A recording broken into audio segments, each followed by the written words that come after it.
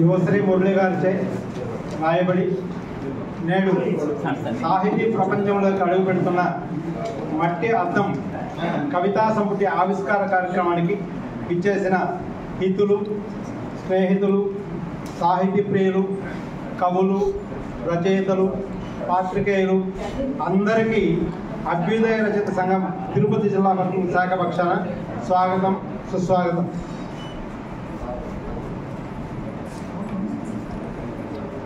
ఉపాధ్యాయ భూషణ బాల బంధువు అయిన డాక్టర్ నెమిలేటి కిట్టన్న గారిని ఈ సభకు అధ్యక్షత వహించవలసిందిగా ఆహ్వానిస్తూ వారికి స్వాగతం, సుస్వాగతం.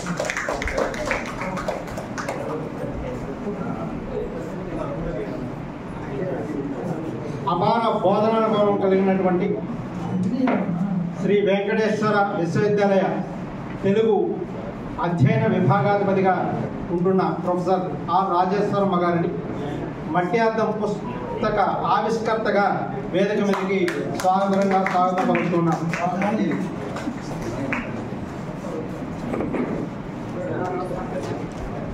శ్వేత పూర్వ సంచాలకులు రాయలసీమ అధ్యయన కేంద్రం ఏర్పాటు చేసి అందులో క్రియాశీలక పాత్రను పోషించి రాయలసీమ ముఖ చిత్రాన్ని మన ముందు సాక్షాత్కరింపజేసిన డాక్టర్ శ్రీ భూమన్ గారిని ముఖ్య అతిథిగా వేదిక మీదకి ఆహ్వానిస్తున్నాం. వారికి స్వాగతం, సుస్వాగతం.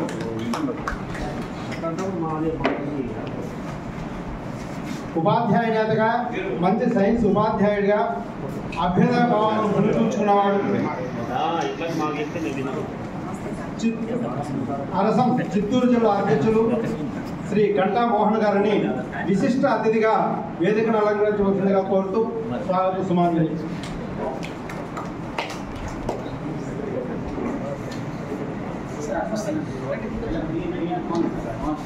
భాషాశ్రీ సాహితీ పారిజాతం బిరుదానంతరాలు, తెలుగు భాషోద్యమ సమితి అధ్యక్షులు, ఆధ్యాత్మికోపన్యాసకురాలు అయిన శ్రీమతి గంగవరం శ్రీదేవి గారిని గౌరవ అతిథిగా వేదికను అలంకరించవలసిందిగా కోరి స్వాగతం పలుకుతున్నాం.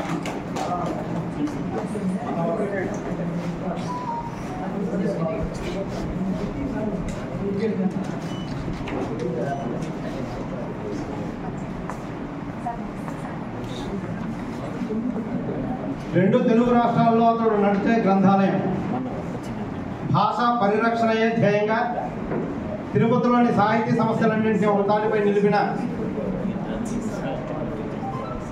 అరసం మూల విరాట్టు, మట్టి అద్దం కవితా సమితి రూపకల్పనలో అంగాతానైన అందరివాడు శ్రీ సాకం నాగరాజు గారిని ఆత్మీయ అతిథిగా వేదిక మీదకి సాదరంగా స్వాగతం పలుకుతున్నాం. చిత్తూరు కథల పేరుతో మంచి పుస్తకాన్ని మనకిచ్చి తానేంటో నిరూపించుకున్న ప్రముఖ కథా రచయిత శ్రీ పేరూరు బాలసుబ్రహ్మణ్యం గారిని ఆత్మీయ సందేశం ఇవ్వడానికి వేదిక మీదకి ఆహ్వానిస్తున్నాం. వారికి స్వాగతం, సుస్వాగతం.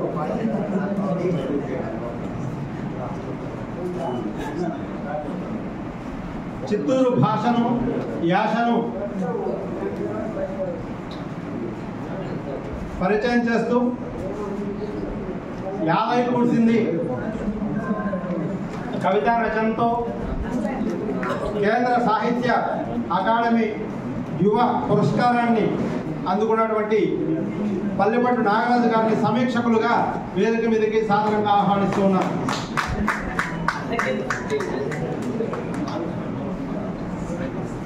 కవి, రచయిత, పాత్రికేయుడు, భాషా కార్యక్రమాల్లో ముందుని నడిపించే మన్నవ వంశతిలకుడు, తిరుపతి జిల్లా రచయితల సంఘం వ్యవస్థాపక ప్రధాన కార్యదర్శి డాక్టర్ మన్నవ గంగాధర ప్రసాద్ గారిని ముగింపు పలుకులు పలకడానికి వేదిక మీదకి సాదరంగా ఆహ్వానిస్తున్నాం. స్వాగతం, సుస్వాగతం.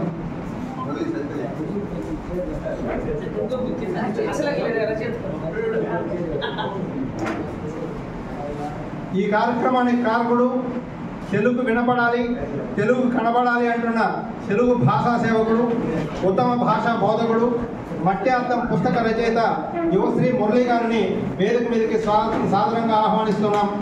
వారికి స్వాగతం, సుస్వాగతం.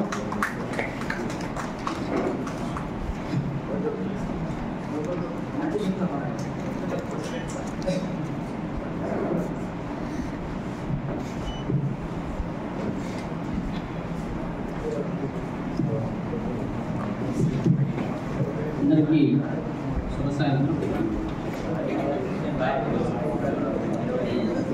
కార్యక్రమం ప్రార్థనతో ప్రారంభించుకుందాం. సురేంద్ర గారు ప్రార్థన చేస్తారు.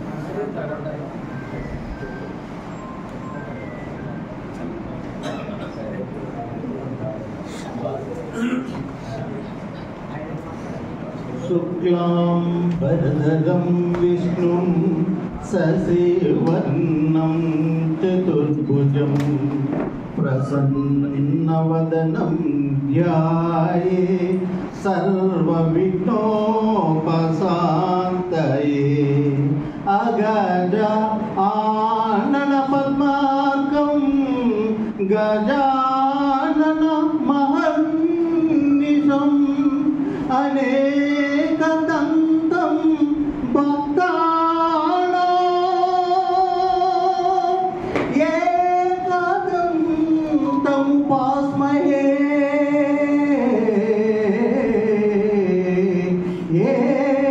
ఏకదంతం ఉపాస్మహే.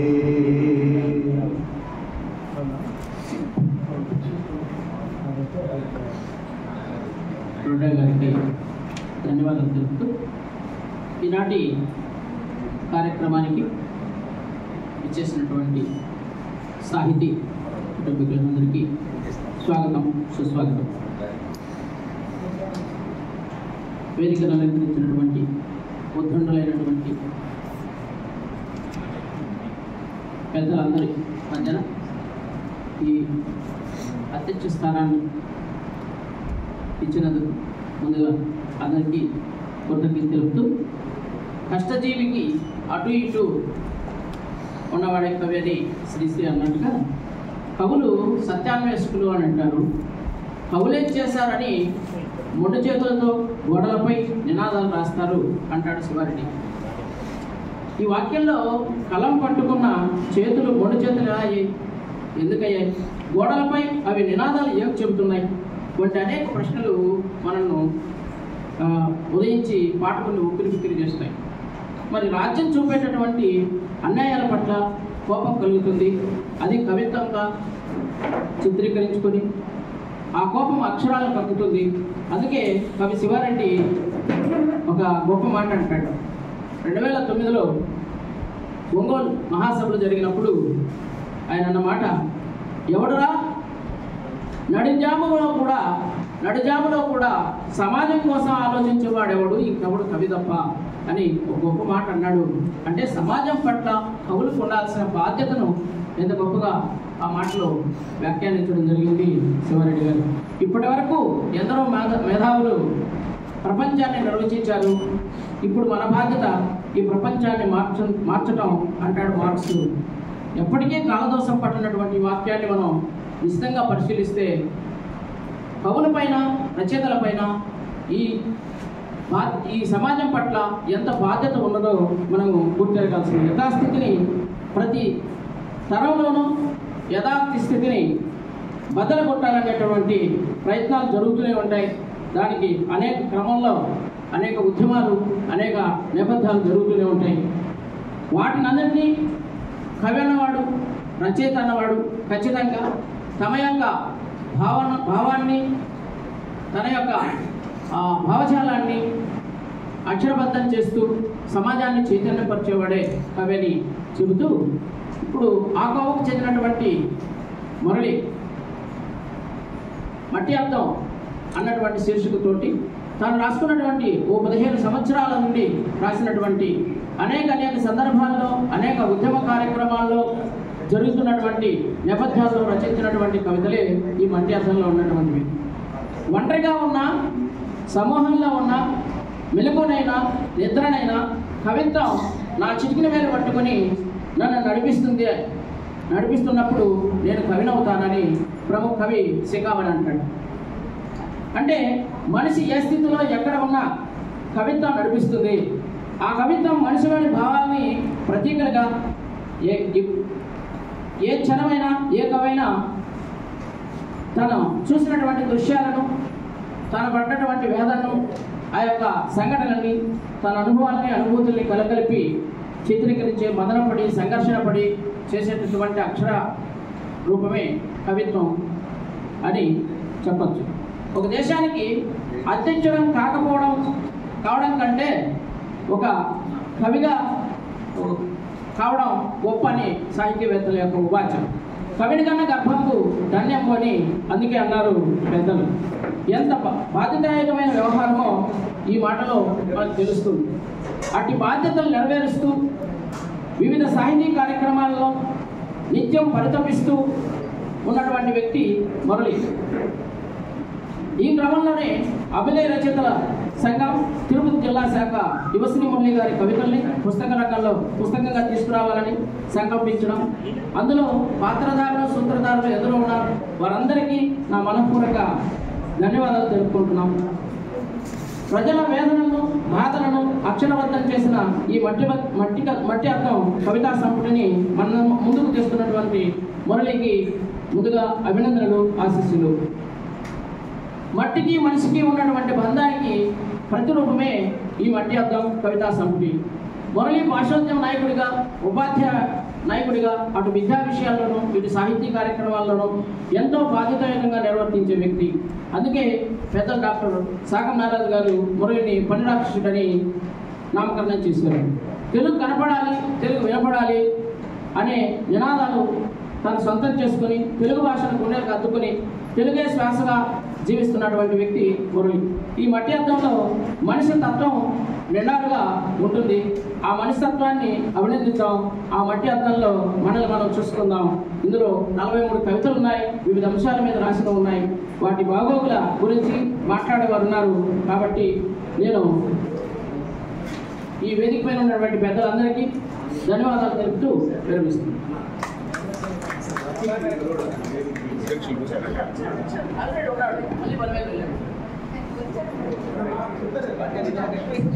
ఇప్పుడు అధ్యక్షులు వారు ఖచ్చితంగా అంటే కొంచెం సాహసోపేతమైన విషయం, ఎందుకంటే పక్కన పెద్దలు ఉన్నారు. సరే,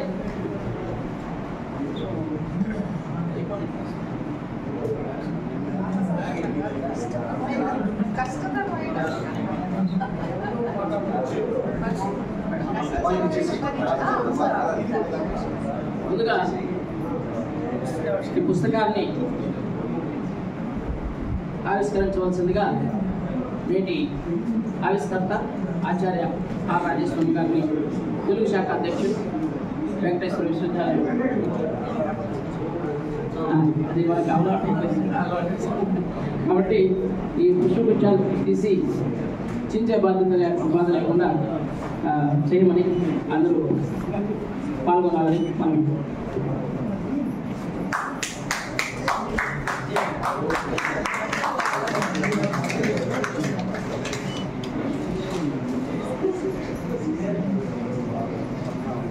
వెనక్కి దగ్గరగా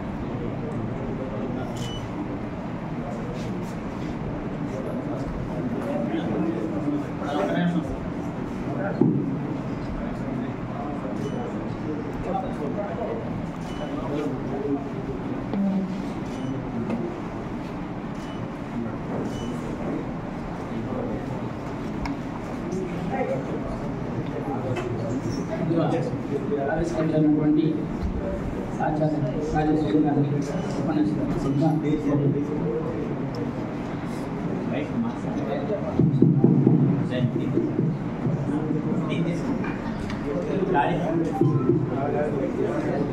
సభా సరస్వతికి నమస్కారం.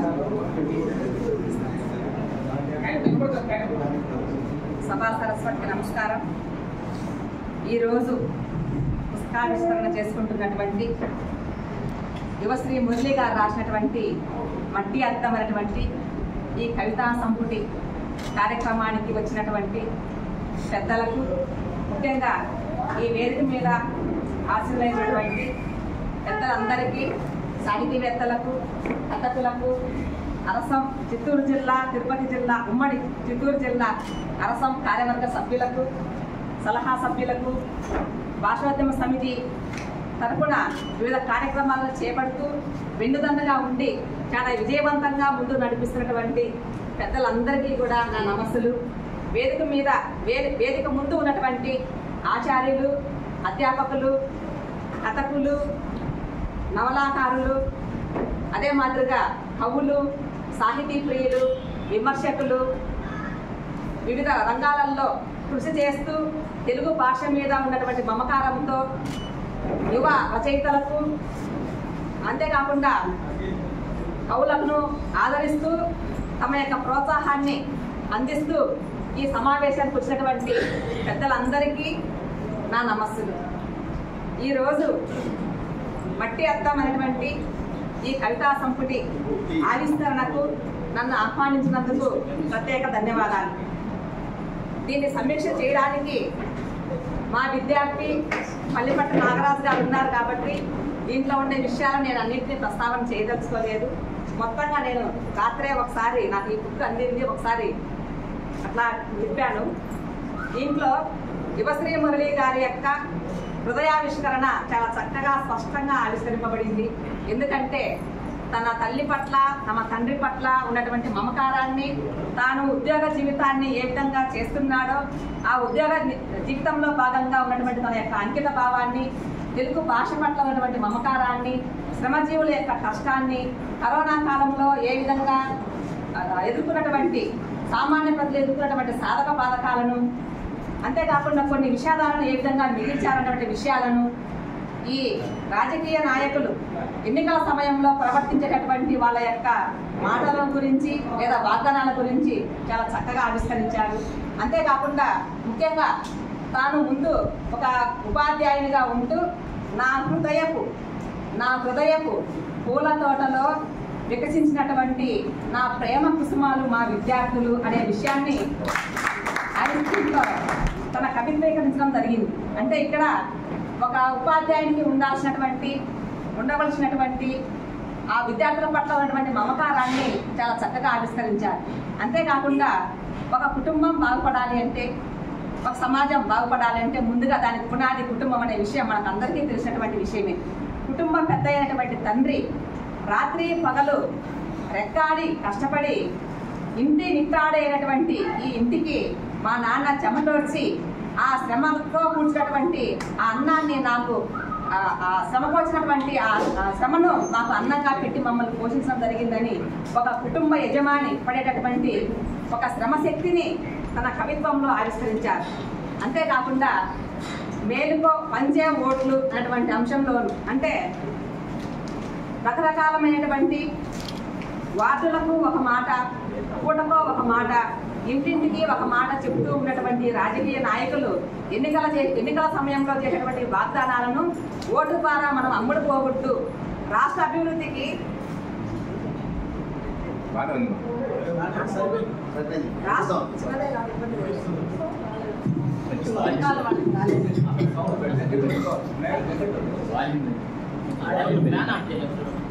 రాష్ట్ర అభివృద్ధికి ఏ విధంగా తోడ్పడేటటువంటి ఉత్తమ నాయకులను ఎన్నుకోవాల్సిన బాధ్యత మన అందరిపైన ఉంది అనేటువంటి విషయాన్ని చాలా చక్కగా ఆవిష్కరించారు.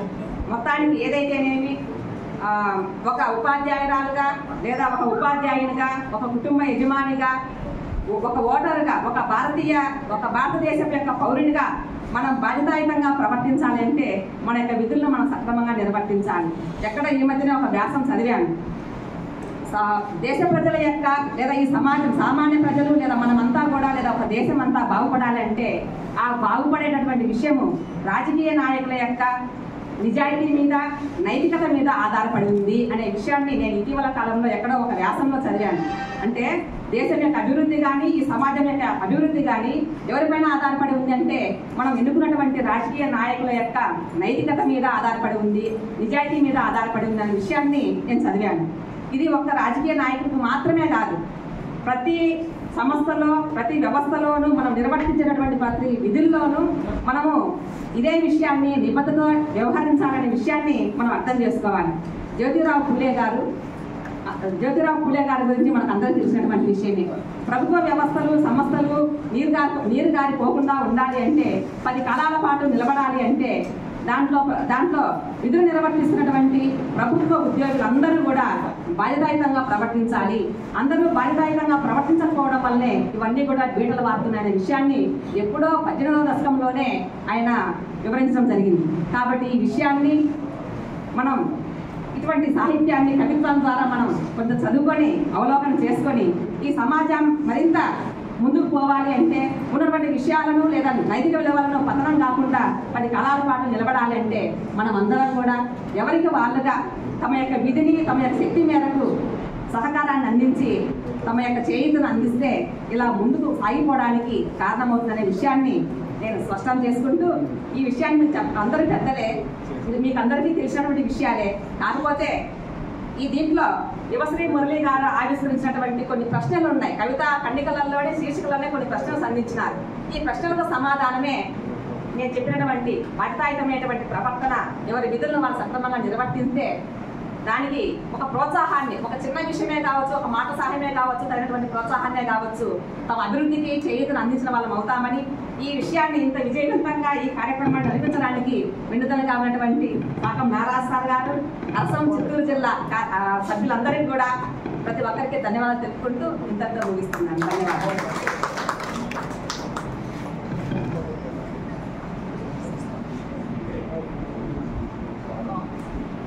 చాలా తక్కువ మాటల్లో ఎక్కువ విషయాల్ని సమాజానికి ఏది పనికొస్తుందో రాజకీయ నాయకుల నిబద్ధత, బాధ్యతాయుతమైనటువంటి ప్రవర్తనే సమాజ మార్పుకు ముఖ్య కారణమని కవి యొక్క వాంఛ ఏదైతే ఉందో, ఏదైతే తన ప్రశ్నలకు సమాధానంగా చెప్పినటువంటి సమాజ నిర్దేశం చేసినటువంటి మేడం గారిని అభినందిస్తూ ధన్యవాదాలు తెలుపుకుంటూ ఇప్పుడు ముఖ్య అతిథి డాక్టర్ భూమన గారు ఉపన్యాసంగా సభాధ్యక్షుడు సుప్రసిద్ధ రచయిత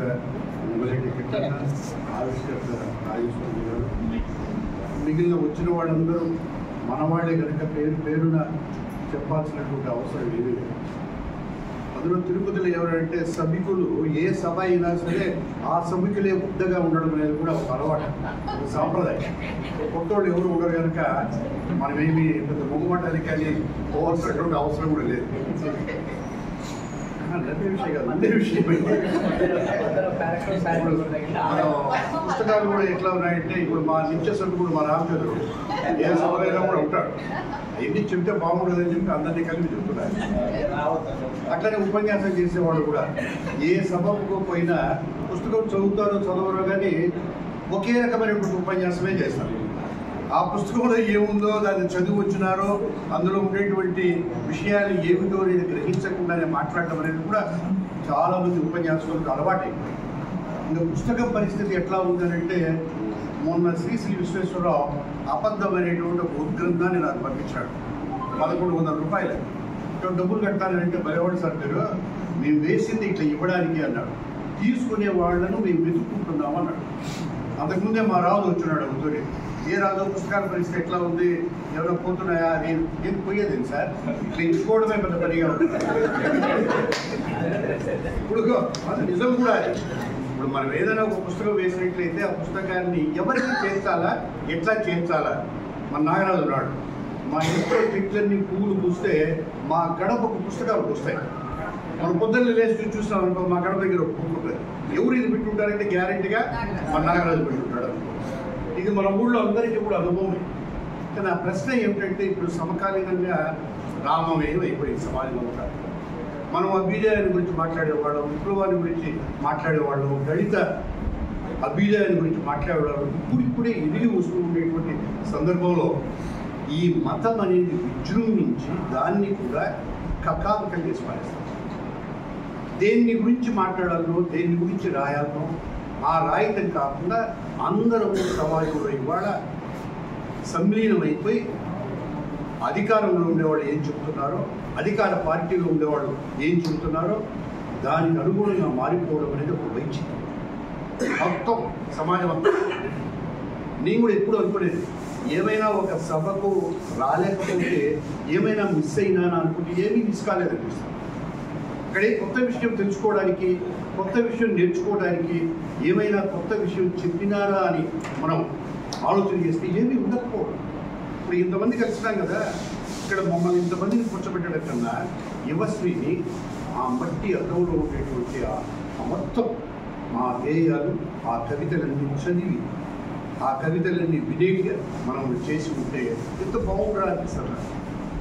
కవితో ముఖాముఖి ఉండేది, కవి ఏం రాసినాడో తెలిసి ఉండేది. ఉదాహరణకి ఇప్పుడు కొత్తగా రాసేవాళ్ళని చూస్తే నాకు చాలా ఇష్టం. వాళ్ళు సమాజంలో దేన్ని బతుకుతున్నారు, ఏ సమస్యల గురించి తీవ్రంగా ఆలోచన చేస్తున్నారు, ఏ సమస్య గురించి రాసినట్లయితే కొన్ని కదలికలు తీసుకురావచ్చు. చాలా తాపత్రయపడే వ్యక్తి ఆయన భాషలు. తెలుగు భాష అని అంటే భాషోద్యములు అందరూ కూడా పడుతున్నారు. భాషోద్యమం అనే తిరుపతిలో ఏం లేదు. ఇప్పుడు ఎవరితో కొట్లాడాలనో, ఎవరితో కొట్లాడి ఈ భాషకు సంబంధించి కొన్ని సాధించుకోవాలనో ఏమీ మాటలు లేకుండా ఇవాళ అందరూ కూడా మౌనంగా ఉండడం అనేది ఒక వైచిత్రం. మనం ఊరికైనా రాసుకోవడం కాదు కదా, ఏం చేయాలి, దీనికి సంబంధించి ఒక సీరియస్నెస్ అవగాహనతో కొట్లాడడం అనేది, ఉద్యమం అనేది, పోరాటం అనేది పూర్తిగా కరిగిపోయింది. వాళ్ళ నాయన గురించి చెప్తా అంటాడు, నిట్టాడయ్యి అన్నాడు. మా కుటుంబానికి మా నాయన నిట్టాడయ్యి. ఇప్పుడు మనకు నా మీద రాసినటువంటి పదాలన్నీ కూడా ఏది కూర్చుకున్నట్టే ఎంత బాగుంటుంది. అది ఇప్పుడు శ్రీహరి ఆయన అన్నమయ్య పైన అన్ని పదాలు ఏర్చి కూర్చోబెట్టి శ్రీ తయారు చేశాడు. ఇలా ఊరికైనా పక్కన పెట్టుకుంటారు, దాన్ని చదవడమే అప్పుడప్పుడు తెలిసి చదువుకోవడం. ఆ పదాలన్నీ కూడా కొత్త పదాలన్నీ ఎవరెవరు ఏ పుస్తకంలో రాశారు. మనం బాగా మంచిగా రాయాలంటే వేటూరు ప్రభాకర్ శాస్త్రి ఒక మాట అన్నాడు, మీరు అన్నమయ్య సంకీర్తనలు బాగా చదవకపోయినట్లయితే మంచి తెలుగు రాయడం అనేది సాధ్యం, మంచి తెలుగులో మాట్లాడటం అనేది సాధ్యం. మనం ఏం చదువుతున్నాం, రాసేవాళ్ళము, వినేవాళ్ళం, చదివేవాళ్ళం. దాన్ని చదవకుండా, సమాజాన్ని నేర్చుకోకుండా మన నాయకులు ఏమీ ఉండదు. వాడు ఎందుకు ఈ తాపత్రయం ఉందో చెప్పండి. ఇన్ని పుస్తకాలు వేయడం, ఇంత రాయడం, ఇంతగా తీసుకుపోవడం, మురళిపోయి ఎక్కడెక్కడ శతావధానాలు చేయడం ఎందుకు? బాగా ఆలోచన చేయండి. ఏదో సమాజంలో ఒక కదలిక తీసుకురావాలి కదా. పునారిల్లిపోతున్న మానవ సంబంధాలన్నింటినీ నిజమైన మానవ సంబంధాలుగా ఉండటం కోసమే కదా అట్లా చేయటానికి. ఇప్పుడు ఇవాళ పెళ్ళిళ్ళ గురించి వచ్చినప్పుడల్లా కూడా ఇంతకుముందు మనం కట్టం గిట్టం అన్నాం కదా, కొత్తది వచ్చింది. పెళ్లి చేసుకునేటప్పుడే మనోవర్తని గురించి కూడా తెలుసుకుందాం అనేటువంటి సమాజంలో మనం బతుకుతున్నాం. తెలిసినా మీకు ఇప్పుడు అందులో ఇప్పుడు నా దగ్గరికి ఎవరికైనా పెళ్ళిళ్ళకి వచ్చినారనుకో, ఎందుకులే పెళ్ళికి నేను రాలేరు, ఎట్లా మీరు మళ్ళా చేసుకుంటారు కదా, అప్పుడు వస్తాలే. అప్పుడు మళ్ళా వచ్చినారనుకో, ఎందుకు అక్కర్లేదు, మూడో పెళ్లి కూడా మీరు సిద్ధమవుతారు. ఇట్లాంటి సమాజంలో బతుకుతున్నప్పుడు ఎట్లా ఉన్నది ఇవాళ సమాజం? పట్టుకోనా లేదా? మురళి ఒక అధ్యాపకుడిగా, పిల్లలకి పాఠాలు చెప్పేటువంటి వ్యక్తిగా, ఒక స్నేహితుడిగా చాలా సమస్యలు తీసుకొచ్చినాడు ఈ మట్టి అర్థం. నేను ట్రెక్కింగ్ పోయేటప్పుడు అనుకునేది, బురదలో తిరుగుతాను, మట్టిలో తిరుగుతూ ఉంటాం, నీళ్ళల్లో దూకుతూ ఉంటాం. అప్పుడు అనుకునేది మట్టి అనేది ఎంత సుందరమైంది, ఎంత అందమైంది, ఆ మట్టి అనేది ఎంత ప్రియంగా ఉంటుంది, ఆ మట్టి మనకు తాకడం, మనం పూసుకోవడం. పిల్లకాయలు ఉన్నారు చిన్న చిన్న పిల్లోడు, వాళ్ళు నీళ్ళల్లో వర్షంలో కలిస్తే బయటకు పోతూ ఉంటాం. మేము నీళ్ళల్లో ఉన్నప్పుడు మాకు డాక్టర్ ఉండేవాడు, అలా చెప్పాడు, అరే పిల్లోడని వదిలేయండి ఆ నీళ్ళల్లో, వాడు వర్షం ఎంతసేపు వస్తే అంతసేపు తడవని. మట్టి తిని మనకు మట్టి తిన్నాడు అనుకో, రోగాలు వస్తాయి, రూపులు వస్తాయని బాగుంటున్నాడు. మట్టి అనేది ప్రకృతిలో భాగం. వస్తుందో రాదో నీకు తెలియదు కదా, అసలు వైద్యుడు చెప్పలేదు కదా. ఒక వైద్యుడే నాతో అన్నాడు, వాడిని వాడిగా మట్టిలో పిసికి మట్టిలో ఒల్లి పెరగనీయాలి. మురళి ఆ మట్టి నుంచి వచ్చిన వాడు కనుక భాష గురించి, స్నేహాల గురించి, కుటుంబ సంబంధాల గురించి, మానవ సంబంధాల గురించి ఈ మట్టి అద్దంలో రాశాడు. పేరే ఇంత బాగుంది, మట్టి అద్దం.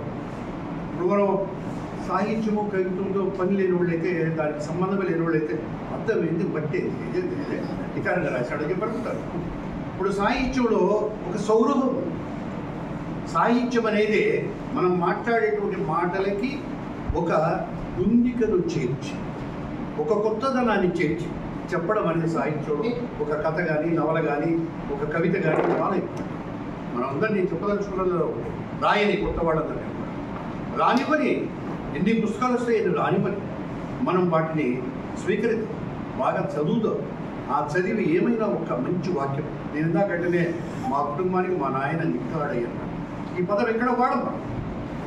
అట్లా ప్రతి పుస్తకంలో చూద్దామని అన్నీ చెప్పడం అనేది బాగుండదు. పల్లెపూడి నాగరాజు మాట్లాడాలి, కానీ నేను పుస్తకం అంతా చదివాను, చాలా మురిసిపోయినాను. తెలుగు బ్రహ్మోత్సవాలు జరిగినప్పుడు శైలా పాత్ర ఏమి, నాగరాజు పాత్ర ఏమి, దాన్ని కూడా ఒక కవితలో రాశాడు. భలే బాగున్నాడు ఇతను, సమకాలీనంగా ఉండేటువంటి సమస్యలన్నింటినీ కూడా ఇతను అందుకున్నాడు. ఇప్పుడు కూడా నువ్వు మురళి ముందు ముందు రాసేటప్పుడు ఇక్కడ సమాజం మనం అనుకున్నంత బాగాలేదు. నిజానికి దళితులందరూ బాగా ముందుకు వస్తున్నటువంటి సందర్భంలో పెద్ద విఘాతం కలిగినట్టుగా ఇవాళ రాముడు రామాలయము పెద్ద విజృంభించేసి ఎంత గట్టిగా మాట్లాడదలిసిన మనం ఇవాళ మనం ఉండమయ్యా. అసలు 2024 తర్వాత ఏమో ఇట్లా ఉంటుంది సమాజం. ఎందుకు ఆ బాధ అంటే రాముడు అనేవాడు వాళ్ళు పుట్టగా లేదు, నిన్నున్నాడు కొన్నున్నాడు, అనాదిగా ఉన్నాడు, అనాదిగా ఉన్నాడు, 2000 సంవత్సరాల నుంచి ఉన్నాడు. ఆ రాముడికి ఇవాళ జరుగుతుండేటువంటి ఈ మొత్తం ప్రచారం అనేది ఎంత రాజకీయమైందో మనందరికీ తెలుసు. కవులు స్పందించాడు, కథకులు రాసేవాడు, నవలలు రాసేవాడు, తీవ్రంగా స్పందించాడు. ఇట్లా స్పందనతో ఏదైనా రచన వచ్చినట్లయితే సమాజానికి వేరు. మన యువశ్రీ మురళి బాగా రాయగలిగిన శక్తి ఉండేవాడు. ముందు ముందు అటువంటి రచనలు చేయవలసిందిగా నేను ఆశిస్తూ ఈ కార్యక్రమంలో పాల్గొనేందుకు సంతోషిస్తున్నాను.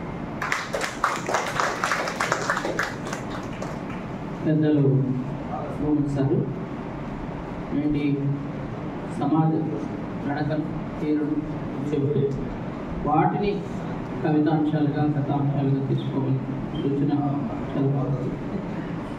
ఇప్పుడు విశిష్ట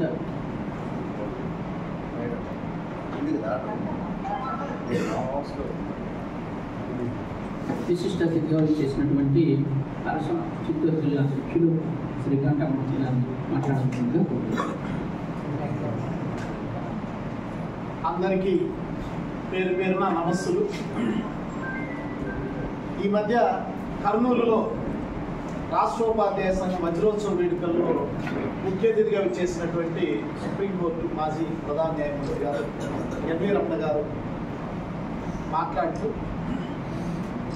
మాతృభాషలో చదువుకుంటే తల్లిపాలు తాగి బిడ్డ ఎంత చక్కగా ఎదుగుతాడో, మాతృభాష మాధ్యమంలో చదువుకున్నటువంటి వాళ్ళు కూడా విద్యాభ్యాసం అంత చక్కగా అబ్బుతుందని ఆయన మధ్యలో నామినీ గారి పుస్తకాన్ని గురించి కూడా ప్రస్తావించి కొన్ని వేల మంది సంవత్సరంలో మాట్లాడటం, చిత్తూరు యాస గురించి, భాష గురించి, ప్రాస గురించి ఆయన మాట్లాడటం నాకు చాలా ఆనందం వేసింది.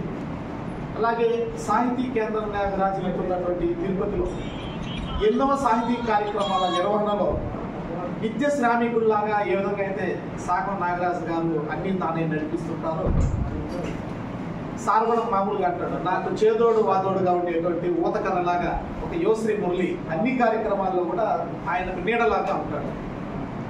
అలాంటి మురళి ఎలాంటి భేషజం లేకుండా, గాబులు దర్పం లేకుండా అందరిలో నేను ఒకరిని, ఏం చేయాలో చెప్పండి చేస్తూ ఉంటాని ముందుకు సాగిపోయేటువంటి అటువంటి యువశ్రీ మురళి మట్టి అర్థం అనేటువంటి ఒక సాంప్రదాయబద్ధమైన అలాగే వినూత్నమైనటువంటి పేరుతో ఈ కవితా సంపుటిని తీసుకురావడం చాలా చాలా సంతోషం.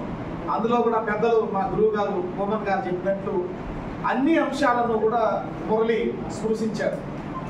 కుటుంబ విలువల దగ్గర నుంచి, సామాజిక సమస్యల దగ్గర నుంచి, మహిళా సాధికారికత, అలాగే సామాజిక చైతన్యం, ఓటర్లు చైతన్యపరిచే అంశాల దగ్గర నుంచి మతం ఏ విధంగా రాజకీయ క్రీడలో ఒక ఆట వస్తువులా మారిపోయింది అనేటువంటి ప్రశ్నించే తత్వం దగ్గర నుంచి ప్రతి ఒక్కటి కూడా ఆ మట్టి అర్థంలో మనకు కనిపిస్తుంది.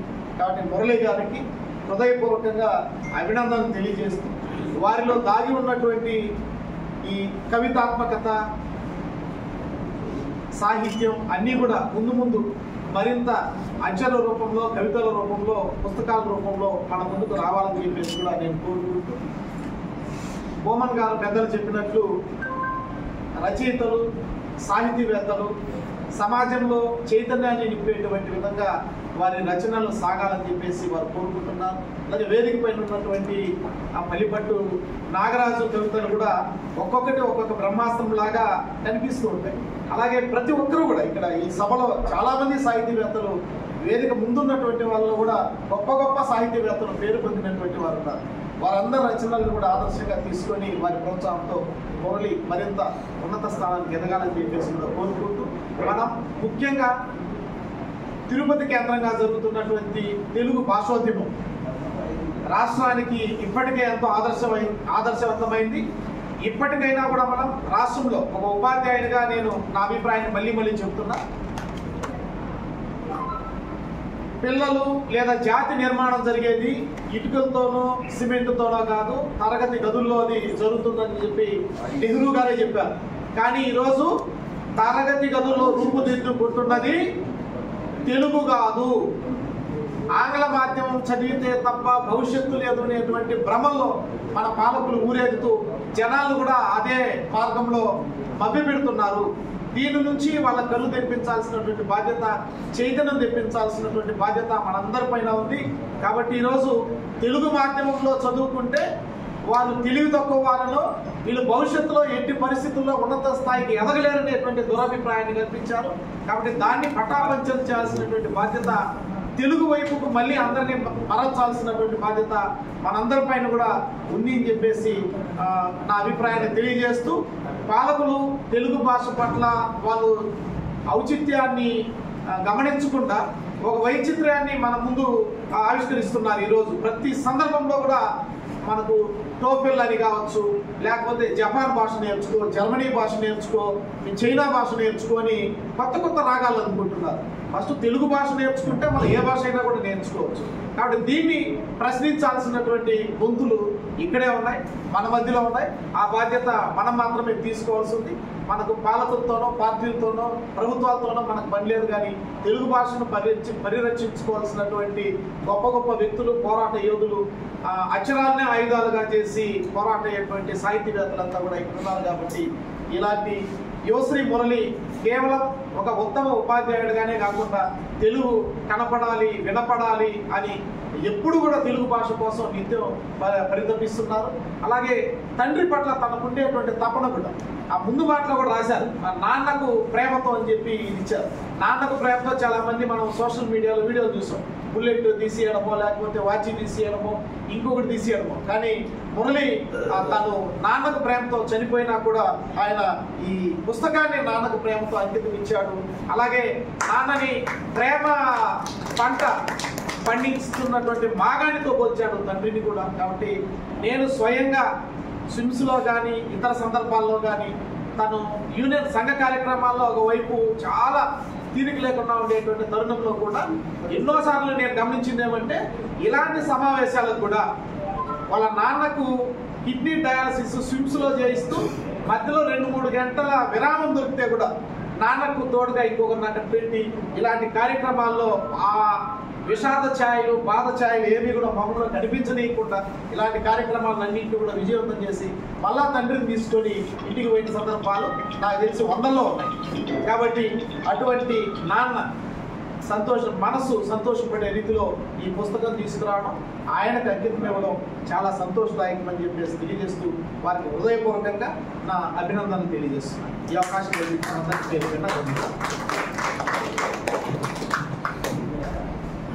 గంటామోహన్ గారు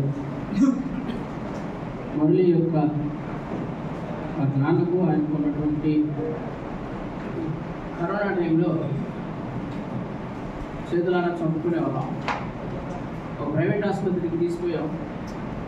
వాళ్ళు అడ్మిట్ చేసుకొని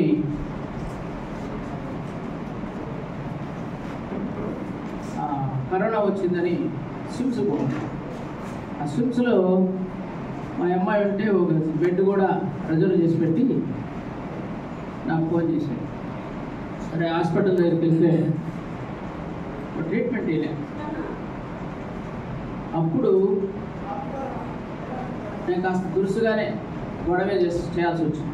గొడవ చేయకపోతే అక్కడ ట్రీట్మెంట్ ఇవ్వడం లేదు. నాగరాజ్ సార్ అప్పుడు ఎక్కడో అందుబాటులో లేరు. కాస్త ముందుండి గొడవ చేసి మరి డయాలసిస్ చేయించుకొని తీసుకొని వచ్చి ఇంటికి పంపించిన సందర్భాలు అవి కరోనా టైం. వాడి మాట నమ్మి స్విమ్స్లో పంపించుంటే ఆ రోజే మట్టిలో కలిసిపోయాడు ఉన్నారు. కానీ కన్న తల్లిదండ్రుల్ని వృద్ధాశ్రమంలో పెడుతున్నటువంటి నేటి సమాజంలో ఒక బిడ్డ తండ్రిని ఏం చేయాలో, ఎలా ధర్మాన్ని నిర్వర్తించుకోవాలో మురళి చక్కగా ఆ పనిని పూర్తి చేశాడు. అది దానికి ప్రత్యక్ష సాక్ష్యం మేము. మరి ఇప్పుడు గౌరవ అతిథి శ్రీమతి గంగవరం శ్రీదేవి మేడం గారిని మాట్లాడవలసిందిగా కోరుతున్నాను.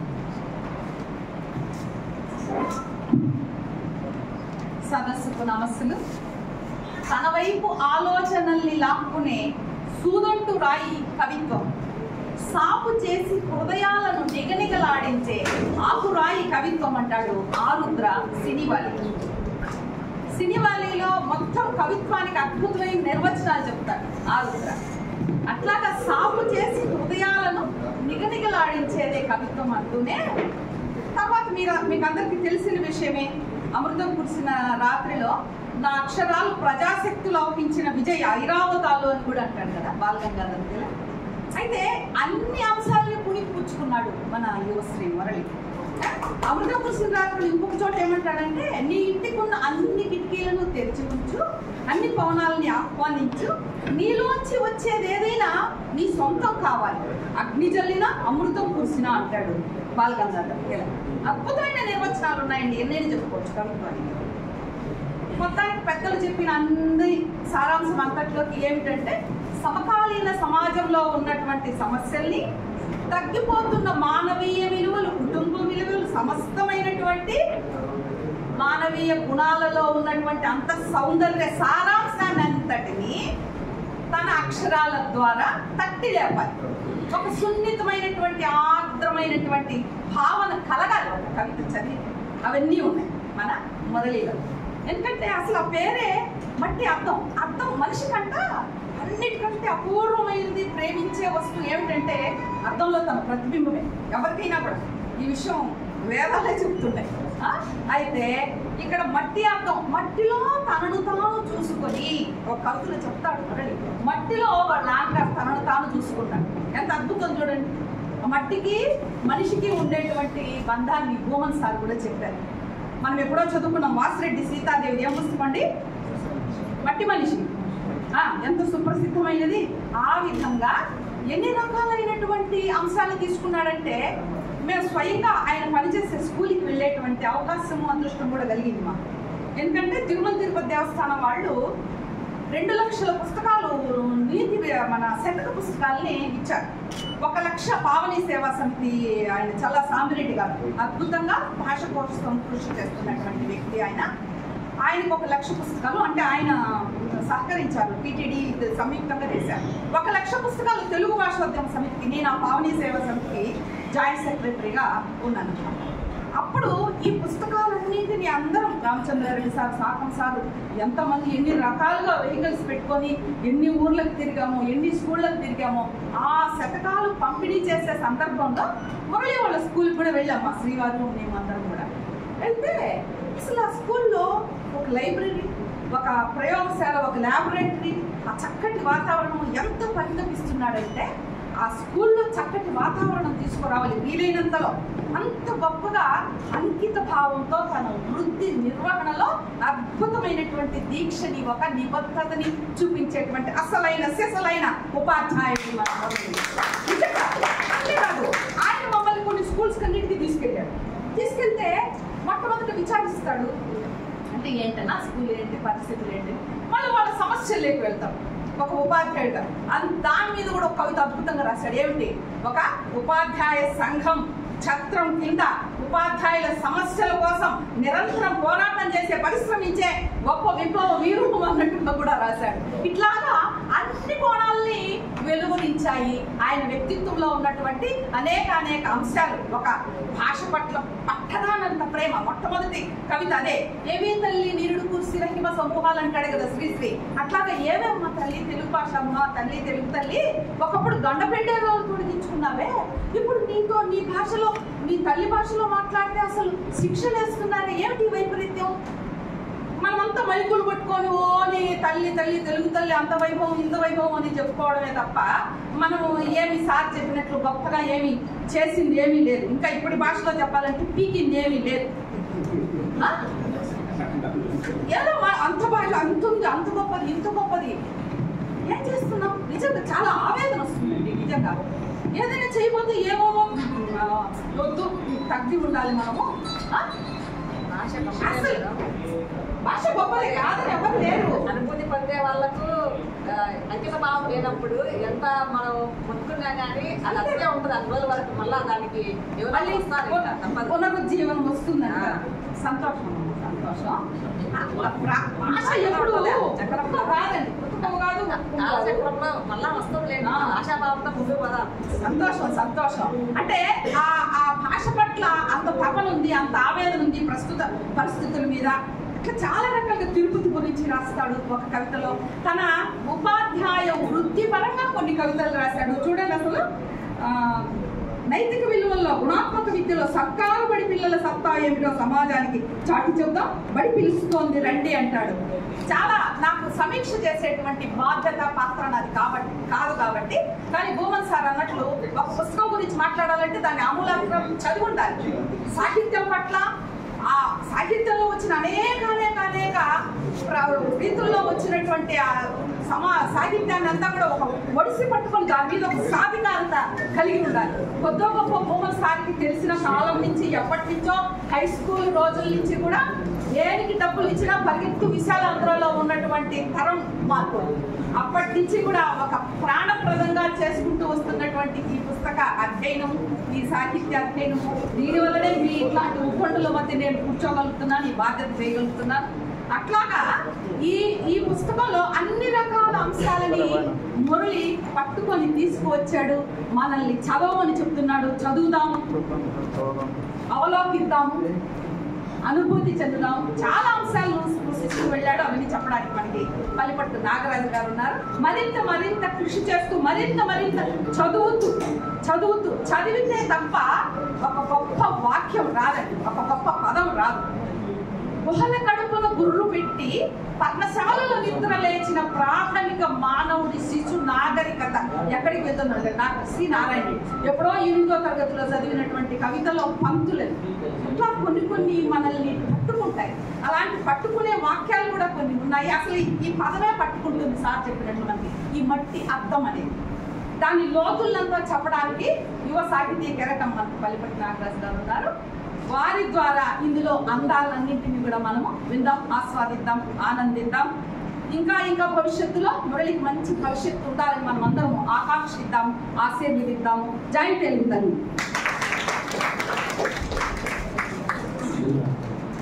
చక్కటి సందేశానికి మేడం గారికి ధన్యవాదాలు తెలుపుతూ ఇప్పుడు ఆత్మీయ సందేశం డాక్టర్ సాగర్ నాగరాజు గారు అందిస్తారు. నమస్కారం. విద్యారంగం, సాహిత్య రంగాన్ని చాలా మంది ప్రముఖులు ఈరోజు సమావేశంలో ఉన్నాం. మురళి పట్ల అభిమానంతో, ఎంతో ప్రేమతో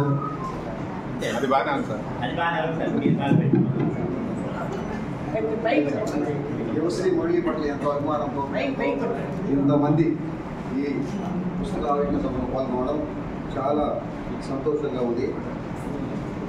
ఉమ్మడి చిత్తూరు జిల్లా తూర్పు ప్రాంతానికి చెందిన ఈ కవి యావత్తు తెలుగు జాతి వెలుగు పథంలో నడవాలని అమితంగా ఆశపడుతున్నాడు.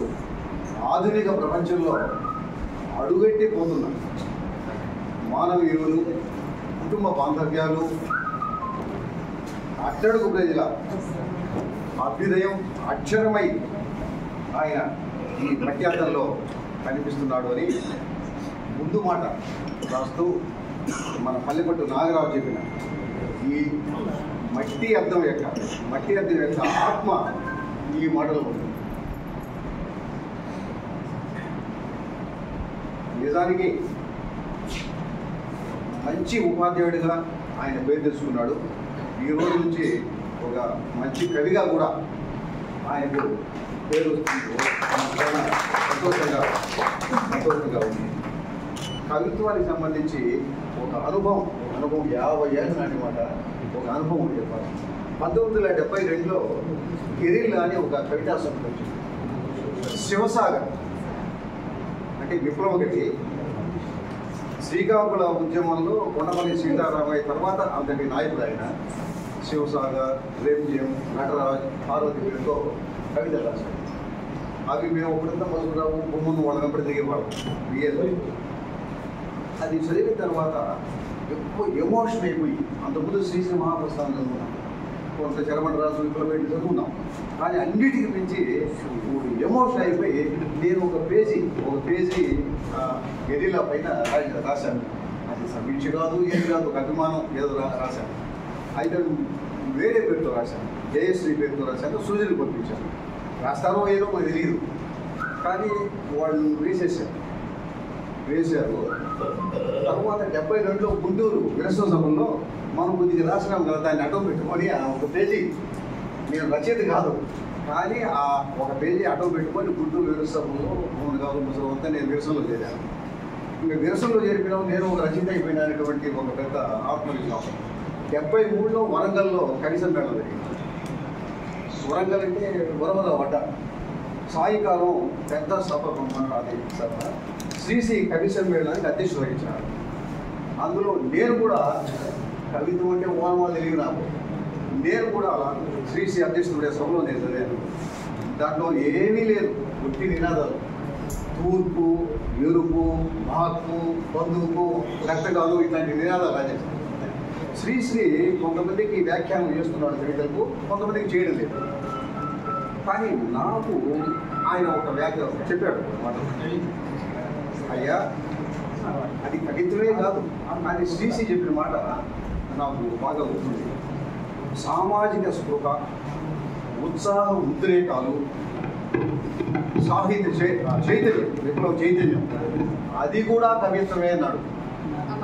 అంటే ఇతనిలో కవిత్వం లేకపోయినా ఒక ఉత్సాహం, ఉద్రేకమో, చైతన్యమో ఏదో ఉంది అని శ్రీశ్రీ అర్థం చెప్పాడు. ఆ శ్రీశ్రీ చెప్పినటువంటి సామాజిక స్పృహ, ఉత్సాహ ఉద్రేకాలు, సాహిత్య చైతన్యం పుష్కలంగా ఉన్నటువంటి కవి యోగశ్రీ వాడు. 4 ముందు మాట రాశారు. ఇక్కడ ముందు మాట రాసిన వాళ్ళు కాకుండా ఒక 5 మంది మాట్లాడారు. ఆ ముందు మాటలు, ఈ వక్తులు మాట్లాడిన మాటలు అన్నీ కానీ మనం బేరేజ్ వేసుకుంటే టీచర్లు పిల్లలకు పరీక్షల్లో మార్కులు వేస్తారు కదా. ఈ అర్థం, మట్టి అర్థం కవితాసపడి 50 మార్కులు గ్యారెంటీగా ఖచ్చితంగా వస్తాయి. ఇంకా కవిత్వ పఠనం చాలామంది చెప్పారు. కవిత్వ పఠనం అధ్యయనం ద్వారా, అవి లేకపోతే కవిగా నిలదొక్కుకోలేదు. ప్రపంచ సాహిత్య చరిత్రలోనే అధ్యయనం, పఠనం లేకుండా ఏ కవి కూడా రాణించలేదు. కాబట్టి అధ్యయనం, పఠనం ద్వారా మురళి ఈసారి రాబోయే కాలంలో ఒక ఫస్ట్ క్లాసు లేదా డిస్ట్రిక్షన్ అట్లా వచ్చే కవిత్వం అట్లా సభ్యులు ఆవిష్కరించాలని ఆశిస్తున్నాను. మామూలుగా చిత్రకారుడుగా బాబులు పరిరాక్షసులు అంటారు. రంగనాయకమ్మ కూడా రచయిత. ఈరోజు 90 ఏళ్ల వయసులో కూడా ఆమె అవిశ్రాంతంగా ఆయన రచన చేసుకుంది. ఆమె కూడా పరిరాక్షసి అంటారు. ఈ తెలుగు కార్యక్రమాల నిర్వహణలో యోగశ్రీ మురళి నిజంగా ఒక పని రాక్షసు. ఎన్నో కార్యక్రమాలకు నీడగా, ఎక్కడ పని ఉంటే ఒక చెప్పకుండానే ఆ పని అది అక్కడ మురళి ఉంటాడు. ఈ విధంగా ఎన్నో సాహిత్య కార్యక్రమాలకు, తెలుగు భాషా కార్యక్రమాలు సేవ చేస్తున్న మురళికి ఇంతమంది అభిమానం మధ్య, ప్రేమ మధ్య ఆవిష్కరించడం చాలా సంతోషంగా ఉంది. మీ అందరికీ కూడా నమస్కారం. ధన్యవాదాలు సార్. ఇప్పుడు మరో ఆత్మీయ సందేశం ఇచ్చేటటువంటి ప్రముఖ కథా రచయిత పేరూరు బాలసుబ్రహ్మణ్యం గారిని ప్రసంగించవలసిందిగా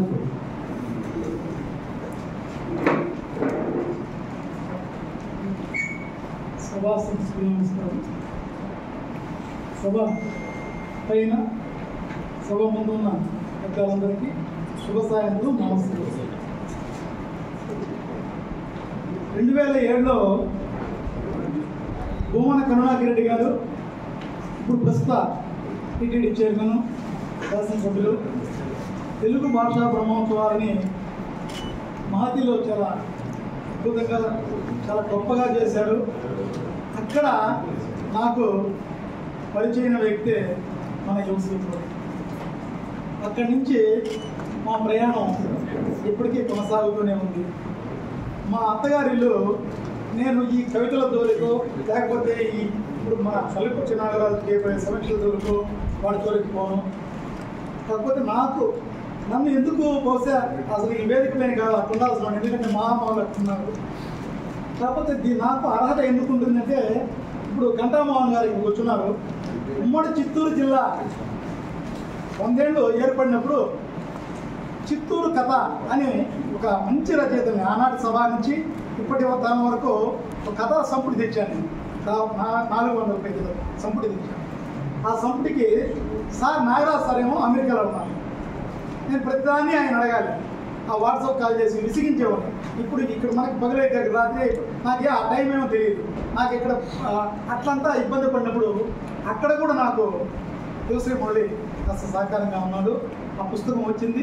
నిజంగా కూడా ఇప్పుడు చిత్తూరు జిల్లా విడిపోయినప్పుడు, తిరుపతి జిల్లా అయినప్పుడు ఉమ్మడి జిల్లాగా ఆ పుస్తకం గుర్తుగా మిగిలిపోయింది అన్నది అది కూడా నన్ను ఇక్కడ కూర్చోబెట్టిందేమో అని ఒకటి. రెండోది, ఇప్పుడు మామూలుగా మనందరం చెప్పుకునే మాటే, ఇక్కడ ప్రతి ఒక్కరూ మీరందరూ చెప్పే మాట నేను చెప్తాను. మీరు మీ మాట లేదు, నా మాట లేదు. ఈ పుస్తకం నిజంగా చెప్పాలంటే, ఇప్పుడు ఈ పుస్తకం ఆవిష్కరిస్తున్నాను కదా, ఈ పుస్తకం నా పుస్తకం ఆవిష్కరించుకున్నంత సంతోషంగా ఉంటుంది. నిజం చెప్పాలంటే మట్టి అర్థం ఉందండి. ఇది నా పుస్తకం, ఈరోజు ఆవిష్కరించుకున్న పుస్తకం నాది అన్నంత ఆనందంగా ఉంది. ఈ సంతోషం మీ అందరూ కూడా అట్లే ఫీల్ అవుతారు అని నేను అనుకున్నా. ఎందుకంటే యువశ్రీ మురళిని మీరు గమనించండి, మనం ఎక్కడ సభ జరిగినా ఒక సెల్ ఫోన్ పెట్టుకొని ఫోటోలు తీసుకుంటూ ఉంటాడు. కంప్యూటర్ సెల్ ఫోన్లోనే టచ్ ఫోన్ పెట్టుకొని వెళ్తూ నొక్కుతూ ఉంటాడు మ్యాటర్. ఆ మ్యాటర్ అప్పటికప్పుడే మనం చూస్తూనే ఉంటాం. కానీ అక్కడ పక్కనే ఉండే గ్రూపులకి అంతా వెళ్ళిపోయింది. ఫోటోలు చూస్తాం మనం, ఏంది ఇక్కడే కదా ఉన్నాం, అప్పుడే పెట్టేసి వెళ్తాం. అంటే అని రాక్షసుడు అని చెప్పడానికి వాళ్ళు చెప్పిన దానికి నేను ఉదాహరణ మాత్రమే చెప్తున్నాను. అయితే అక్కడికి వదిలేడు. నేను మా అత్తగారు కాళహస్తికి అవతల ఒక 10 కిలోమీటర్లు, దాని తర్వాత ఒక 20 కిలోమీటర్లు వాళ్ళూరు కనకనంబేడు. మాకిద్దరు బంధం అక్కడి నుంచే. ఇది ఆయన బస్సుకి దిగాడంటే బస్ స్టాండ్లో నేను స్కూటర్ పెట్టుకుంటాను రెడీగా. ఒకవేళ లేట్ అయినా కూడా నా కోసం వెయిట్ చేస్తాడు. అదే తమటం రాజధాని సార్ అంటే ఖచ్చితంగా నన్ను కొట్టేస్తుంటాడు. ఎందుకంటే ఆయన టైం అయితే వెయిట్ చేస్తాడు. వస్తాయి ఇద్దరం కలిసి సభకు వస్తాం.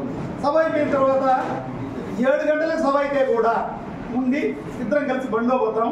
ఆర్టీసీ బస్ స్టాండ్ దగ్గర నేను వదులుతాను. 7:15కి సూళ్ళూరుపేట బస్సు లాస్ట్. 7:15కి బస్సు చివరి బస్సు అయితే బుచ్చినాయుడు కండిలో దిగి ఆ స్కూటర్ ఎత్తుకొని కనకనంబేడికి పోవాలి. 7:15 బస్సు ఒకవేళ మిస్ అయితే ఖచ్చితంగా మళ్ళీ చెన్నై 200 బస్సు ఎక్కాలి. ఆ తర్వాత ఇప్పుడు ఏ అర్ధరాత్రు అపరాత్రు వెళ్ళి ఇంత ఇబ్బంది పడ్డా కూడా సభ ఉంది అంటే అది చిత్తూరా, తిరుపతి, మదనపల్లె, పీలేరా అని చూడకుండా మన యువశ్రీ మురళి మాత్రం నిజంగా నా మిత్రుడుగా చెప్పుకోవడం చాలా గర్వంగా ఫీల్ అవుతున్నాను. ఈ గర్వం మనందరం కూడా హ్యాపీగా ఫీల్ అవుతాం. అంత గొప్పగా నిజంగా ఈ కార్యక్రమాన్ని అంతటితో వదిలేడు. ఆ రోజు వాట్సాప్లో పెట్టి వదిలేయకుండా మరుసటి రోజు పేపర్లో వచ్చేంత వరకు పత్రికల వాళ్ళకి ఏదో ఆయన బుక్ లాగా ఈరోజు బుక్ వచ్చింది, కానీ ఆయన బుక్ ఇంతలో తొలి పుస్తకం ఇది ఆయనకి. అయితే అన్ని పుస్తకాలకి ఖచ్చితంగా వార్త వచ్చిందంటే నాగరాజు సార్ తర్వాత అంతగా వాళ్ళని ప్రెస్ వాళ్ళని ప్రెస్ చేసి మరి ఖచ్చితంగా మరుసటి రోజు పత్రికలు రావాలి. అట్లా వచ్చాడికి చేస్తాడు. ఆ వచ్చిన దాన్ని మరుసటి రోజు వదిలేడు. అట్లా కూడా జైతెలుగుతల్లి.com అని ఒకటి పెట్టున్నాడు. అది ప్రపంచవ్యాప్తంగా చూస్తారు. యూట్యూబ్ ఛానల్ దానిలో అప్లోడ్ చేసి అందులో బాగా చక్కగా మాట్లాడే ఇప్పుడు పెద్దోడు ఉన్నారు. పెద్దోళ్ళంతా కూడా ఇప్పుడు బోమన్ సార్ లాంటి బోమన్ సారు మేడం ఇద్దరు వీళ్ళంతా మాట్లాడిన వాళ్ళ వాయిస్ అంతా రికార్డ్ చేసి దాన్ని అప్లోడ్ చేసి ప్రపంచవ్యాప్తం చేసేటువంటి గొప్ప కార్యక్రమం చేయగలిగిన ఒక ఆత్మీయ మిత్రుడు మనందరిలో ఉండడం, అట్లాంటి వ్యక్తి మనకు దొరకడం నిజంగా మన విషయం. అలాంటి వ్యక్తి మట్టి అద్దం అనే పేరుతో ఒక కవితల సంపుటి చాలా కాలంగా ఒక 40 పైన కవితలు రాసి అతనుకున్న అనుభవాలంతా కవితా రూపంలో తీసుకురావడం నిజంగా. తరువాత ఆయన ఏదైతే రాస్తున్నాడో నిజంగా చాలా వరకు నేనైతే కూడా అంత చేయను. ఆయన ఏదైతే రాస్తున్నాడో అదే పాటిస్తున్నాడు. ఆయన ఏదైతే రాస్తున్నాడో టీచర్గా ఉపాధ్యాయుడిగా అదే చెప్తున్నాడు. అతను ఏదైతే చేస్తున్నాడో అది తప్పకుండా పాటిస్తున్నాడు. ఎందుకంటే నేను దగ్గరగా ఉండి ఈ 17 ఏళ్ళుగా నేను చూస్తున్నాను. దివసంలో ఉండలో ఉండే గొప్పతనం కాబట్టి అలాంటి ఆత్మీయ మిత్రుడు ఈరోజు మట్టి అద్దం అనే పేరుతో ఒక మంచి కవితల సంపుటిని తొలి సంపుటిని తేవడం నిజంగా మనందరికీ కూడా ఆనందకరం. ఇలాంటి మరిన్ని మంచి కవితలు రాసి ఆయన సార్ చెప్పినట్టు మంచి ఫస్ట్ క్లాసు కవిగా మరో పుస్తకాంశం ముందుకు రావాలని ఆశిస్తూ ఇంత మంచి అవకాశాన్ని నాకు కల్పించిన అరసంకి అధ్యక్షుల వారికి ధన్యవాదాలు తెలుపుకుంటూ తెలుగుతాను.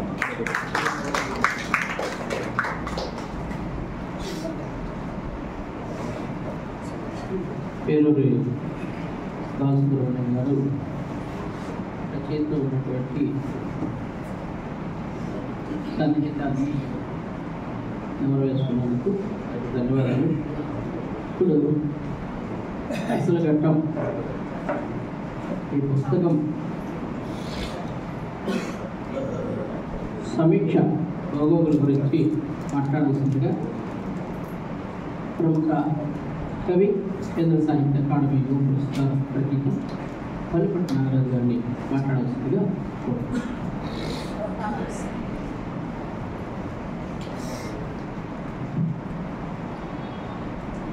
ఎదుగుతున్నటువంటి గురుకులు అందరికీ హృదయపూర్వక నమస్కారాలు.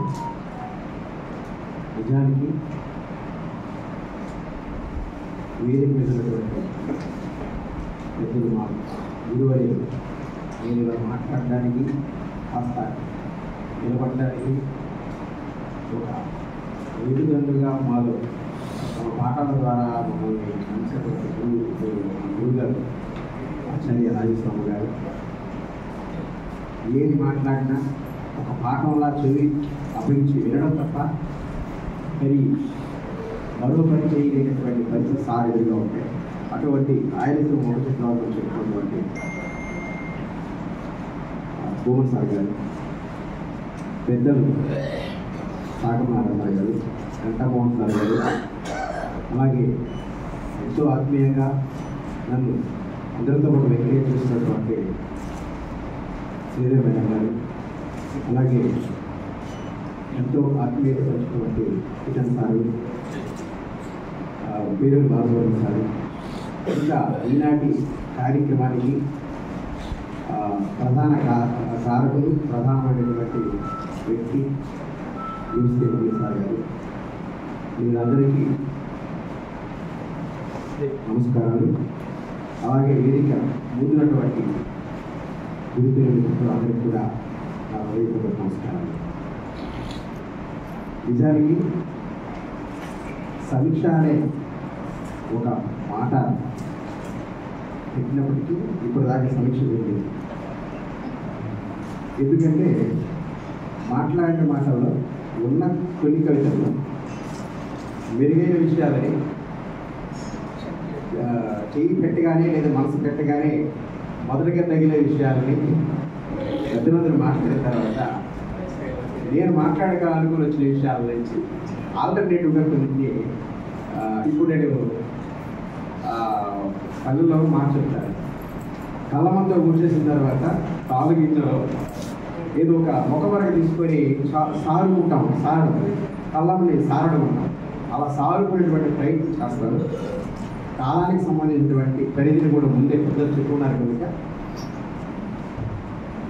నా మేరకు, నా అవగాహన మేరకు ఈ పుస్తకాన్ని సమీక్ష అనడం కంటే ఎంత నేను హృదయానికి దగ్గరగా తీసుకున్నానని చెప్పాను. ఈ పుస్తకం గురించి మాట్లాడేటప్పుడు అసలు కవి ఏంటి, కవి బాధ్యత ఏంటి, కవి ఎవరు అని ఆలోచన చేస్తుంటే ఇక్కడ కూడా ఒక సమస్య వచ్చింది. గురువుగారు శివారెడ్డి సార్ గారి మాట ఎక్కడైనా మాట్లాడతాను, రాసినా మాట్లాడతా, ఇక్కడ సార్ ముందే మాట్లాడాను. పెద్ద చోట కౌంటర్ ఇచ్చినాం, ఏది మాట్లాడాలనుకున్నాడో ఏది ముందే మాట్లాడారు. అట్లాగే ఇప్పుడు నాకు వెంటనే వేరే ఆలోచన ఏం చేశానంటే, కవి తాను మాట్లాడుతున్నప్పుడు ఒకరి కవి అనేక మంది గొంతుల్ని తమలో ఇడుచుకుని కవి తన ద్వారా వ్యక్తం చేస్తాడు కవిత్వం. కవిత్వం ఎప్పుడు ఒక వ్యక్తి మాట్లాడేది కాదు, యుగల గీతమో కాదు, అది ఒక బృందగానం అన్నాడు ప్రసిద్ధ కవి సారెడ్డి. కాబట్టి కవిత్వం అయినా, కథ అయినా, వ్యాసమైనా, ఏ సృజన ప్రక్రియ అయినా అది రాస్తున్నప్పుడు, చేస్తున్నప్పుడు మాత్రమే కవి పరిధిలో ఉంటుంది. రాసిన తర్వాత అది ఏ సమాజాన్ని ఉద్దేశించి, ఏ సమాజం కోసం ఆ సమయాన్ని వెచ్చించి కవి రాస్తున్నాడో ఆ సమాజం యొక్క వశమైపోతుంది. అలా అయినప్పుడు మాత్రమే ఆ సాహిత్యానికి కూడా నిజమైనటువంటి సార్థకత ఉంటుంది. అలా ఉండాలి అంటే ఆ సాహిత్యం ఆ కవిత్వమో లేదా కథ రాస్తున్నప్పుడు ఆ కవి ఎటువంటి భాషను ఎంపిక చేసుకుంటున్నాడు, ఏ వస్తువులు తీసుకుంటున్నాడు, ఇవి కూడా పాఠకుడిగా మనం గమనిస్తాం. అయితే మట్టి అద్దం అనేటువంటి ఈ కవితా సంపుటిని చదువుతున్నప్పుడు రెండు ప్రధాన విషయాలు నా మనసులో బాగా అనిపించిన విషయాలు. ఒకటి, పుస్తకానికి సంబంధించినటువంటి పేరు మట్టి అద్దం. రెండు, పుస్తకం లోపల 43 కవితలకు సంబంధించినటువంటి వస్తువులు ఏమి తీసుకుంటారు. కవి పుస్తకాలకి పేరు పెట్టడంలో ఒక కవి యొక్క ఆలోచన విధానం, లేదంటే కవి ఏమి చెప్పగలుగుతాడు ఈ సమాజానికి ఆ మాట ద్వారా అనేది మనం అర్థం చేసుకుంటే, కవితల లోపలగా వీటన్నిటికీ ఒక ట్యాగ్ లైన్ లాగా, వీటన్నిటికీ ఒక సమ్మేళనంగా ఒక అర్థాన్ని మనకు చూపించేటప్పుడు కవి ఏ విషయాల పట్ల ఉన్నాడు, అంటే కవి ఎటువైపు నిలబడుతున్నాడు, ఏ భూమికి మీద నిలబడుతున్నాడు. ఎందుకంటే ఏ రచయితకైనా కూడా ఒక పర్స్పెక్షన్, ఒక దృక్పథం ఉండాలి. ఆ దృక్పథం లేకపోతే ఆ కవి ఇప్పుడు ఒకలా మాట్లాడతాడు, ఇంకోసారి ఇంకోలా మాట్లాడతాడు. ముందు మాట్లాడేదానికి ఇప్పుడు మాట్లాడేదానికి తనకే వైరుధ్యాలు. ఒక దృక్పథం ఉన్నప్పుడు ఆ కవి ఏది మాట్లాడినా, ప్రసంగించినా, కవిత రాసినా, కథ రాసినా, ఏది మాట్లాడుతున్నా, ఒక చిన్నపాటి సంభాషణ చేస్తున్నా కూడా ఆ కోణం నుంచి మాట్లాడటం అనేది దాన్ని ఎరుక ఆలోచన. కాబట్టి ఆ ఎరుక కలిగి, ఎటువంటి ఎరుక కలిగి ఉన్నాడు అని 2 విషయాలని వేరే చేస్తుంది. మొదటిగా మట్టి అద్దం. మట్టి దేనికి ప్రతీక? దేశం అంటే మట్టి కాదు, దేశం అంటే మనుషులే అని చాలా మామూలు మాట చెప్పాడు. కానీ అది ఎన్ని సంవత్సరాలైనా, శతాబ్దాలైనా చెరిపివేయనటువంటి గొప్ప మాట. మట్టి మనిషికి ప్రతీక కదా. మట్టి అంటే మట్టిని నమ్ముకొని, మట్టిని తీసుకుపోయి, మట్టి మీద జీవించి, మట్టిలో కలిసిపోయి మనుషులు కల కదా. మట్టి అంటే ఈ మట్టి మనుషుల జీవితాల, గాథల ఏమైనా మన మాటలు పెట్టుకోదు అనగా అనేక ప్రేమతాలు, వాటన్నిటికీ ప్రతిరూపం కదా. అర్థం ఏం చేస్తుంది? మనం ఎదురుగా నిలబడితే మనం నవ్వితే నవ్వుతుంది, మనం ఏమిస్తే ఆడుస్తుంది, అంటే మనల్ని చూపిస్తుంది. ఈ మట్టి కూడా అంతే, నువ్వు ఏమేమి చేస్తున్నావో అవన్నీ చూపిస్తుంది. ఎలా అంటే వర్తమానం కానీ, గతంలో కానీ జరిగిపోయినటువంటి మొత్తాన్ని మనం చూసినప్పుడు ఎంత పెద్దవాడైనా ఈ మట్టిలో కలిసిపోయినవాడే, ఎంత పెద్దవాడైనా ఈ మట్టిలో తెలిసేవాడే అనేటువంటిది చూపిస్తుంది. కాబట్టి మట్టికి అంత గొప్ప ప్రాముఖ్యత, అంత గొప్ప విశేషమైన అర్థాన్ని నేను చెప్పుకోవచ్చు. సో అందుకు ఈ కవి ఈ కవితా ఈ శీర్షికలు పెట్టడంలో గొప్పగా కృతకృత్యులయ్యారని ప్రయోజనాత్మకమైనటువంటి మాట పెట్టాడనేసి నాకు అనిపించింది. కాబట్టి మట్టి మనుషుల మట్టి జీవితాల ప్రతినిధిగా ఉంటూ ఆ కుటుంబాల తాలూకా దుఃఖాలు, ఆవేదనలు, కష్టాలు, కడగలు అవన్నీ చవి చూసిన వాడిగా, అక్కడి నుంచి నడిచొచ్చి చదువుకున్న విద్యావంతుడైన తర్వాత ఆ ఉపాధ్యాయుడిగా ఉండిపోకుండా ఉపాధ్యాయ ఉద్యమాల్లోనూ దానితో పాటు ఏవైతే చైతన్యవంతమైనటువంటి కార్యక్రమాలు భాషపరమైన, సామాజిక విలువల పరమైన ఏ విషయాలైతే తన చుట్టూ జరుగుతున్నాయో వాటన్నింటిలో తను ఉంటూ వచ్చాడు. నిజానికి ఇక్కడ బాగా గమనించాల్సింది మా యువశ్రీ మురళి సారు మొదట కవి కాదు, మొదట కార్యశీలి. కవి అయిపోవాలని రాసిన వాడి కవిత్వానికి తన కార్యక్షేత్రంలో ఉంటూ అందులో తను నలిగిన విసురురాయి కింద ఒక రాగులు లేదంటే సజ్జలు పోసినప్పుడు నలిపిన తర్వాత ఆ పిండి బయట వచ్చినప్పుడు ముందుగా ఉన్నటువంటి ఆ రాగులు ఆ గింజల రూపానికి, ఆ తర్వాత బయట వచ్చిన రూపానికి మధ్య జరిగేటువంటి మొత్తం చర్య ఏదైతే ఉందో, అంటే ఎంత ఒత్తిడి జరుగుతుందో ఆ ఒత్తిడిలో నుంచి తనకు తెలిసిన భాషలో తన చెప్పాలనుకుంది, తను ఎలా చెప్పగలగో అలా పేపర్లో పెట్టుకుని వచ్చాడు. ఇది కవిత్వాన్ని పేరు పెడదామా, కవి అనిపించుకుందామా? ఇక్కడ మంచి మాట చెప్పాలి. మన గంగాధర సార్ గారు ఒక మంచి మాట అన్నారు పుస్తకాన్ని. మురళీ గారికి నంగితనం తెలియదు, నంగితనం నటించలేదు మురళీ సార్. ఈ కవిత్వం రాసేటప్పుడు, ఈ పేరు పెట్టేటప్పుడు ఏదైనా కానీ, ఎందుకంటే ఏమి ఆశించలా, తనకి నిజాయితీగా తన లోపల అది నా భాషకి ఇలా జరుగుతుంది, నా చుట్టూ ఉన్న వాళ్ళు ఇలా అయిపోతున్నారు, నా దగ్గర చదువుకున్న పిల్లలు ఇట్లా ఉంటున్నారు, వాళ్ళందరినీ ఒక మంచి మార్గంలో పెట్టడానికి ఒక మాట ఏం చేయొచ్చు అనేది తన కార్యక్షేత్రంలో కార్యశీలంగా తను చేస్తూ ఆచరిస్తూ దానికి ప్యారలర్గా సమాంతరంగా ఒక కవితను రాసుకుంటూ వచ్చాడు. అంటే 15 ఏళ్ళ 20 ఏళ్ళ కాలం ఎంతైనా కావచ్చు, కానీ తను నడిచిన కాలానికి తను చేస్తున్నటువంటి పనులకి ఒక రికార్డు రూపం. అవి శివసాగర్ గారు అంటారు, కాలం గుండి చెప్పడే కవిత్వం అనేసి. కాబట్టి తను నడుస్తున్న కాలం యొక్క దానికి ఒక అర్థంలో తనను తాను చూసుకుంటున్నాడు. అదే ఈ మట్టి అర్థం. కాబట్టి మట్టి అర్థం శీర్షిక ఎంత చక్కగా ఉంది, నిజానికి చాలా చక్కగా పేరు వస్తుంది, నాకు నమ్మకం ఉంది. ఆ రకంగా కవిగా ఆ పేరు పెట్టడంలోనే మొదటి విజయం సాధించాడు. రెండవది కవితా వస్తువుని ఎంపిక చేసుకోవడంలో ఏ వస్తువుని ఎంపిక చేసుకున్నాడు అంటే, మనకు తెలుగు ఉపాధ్యాయుడిగా, తెలుగు జాతి చెందినటువంటి పౌరుడిగా, ఎందుకంటే ఏ జాతి కూడా చిరునామా భాషే. కాబట్టి తన చిరునామా అయినటువంటి, తన జాతికి చిరునామా అయినటువంటి భాషగా జరుగుతున్నటువంటి తెలుగుకు పడుతున్న తెగులుకు సంబంధించి తను చూపిస్తున్నాడు, వేదన పడుతున్నాడు, తపన పడుతున్నాడు. దానికి ఏదైనా తన వంతు బాగా చేయడానికి ఏమైనా ఉంటుందని ఆ క్రమంలోనే ఇంతకు మన సుబ్రహ్మణ్య సార్ చెప్పినట్టుగా, బాలసుబ్రహ్మణ్య సార్ చెప్పినట్టుగా ఒక డిజిటల్ ప్లాట్ఫామ్లో ఒక వేదిక నిర్మించి దాని ద్వారా కూడా తను చేయడానికి ఎన్ని అవకాశాలు అంటే అన్ని అవకాశాలు చేస్తాడు.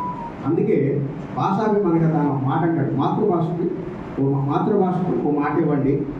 ఏ మాట ఏమంటాడంటే, మామూలు మాట్లాడాలి, ఇంట్లో మాట్లాడుకునే మాటలు ఏమంటాడంటే, అమ్మను ప్రేమగా చూసుకున్నట్టు అమ్మ భాషను ప్రేమగా చూసుకుంటామని మాతృభాషకు మాట ఇవ్వండి. మామూలు మాటగానే ఉంది.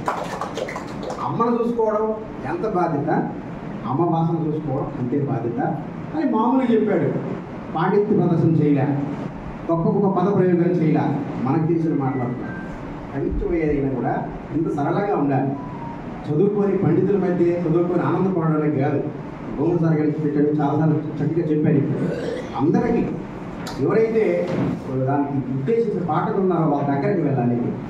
సో ఇటువంటివి భాషా అభిమానిగా చాలా కవితలు, ఒక 6-7 కవితల దాకా ఈ పుస్తకంలో ఉంది.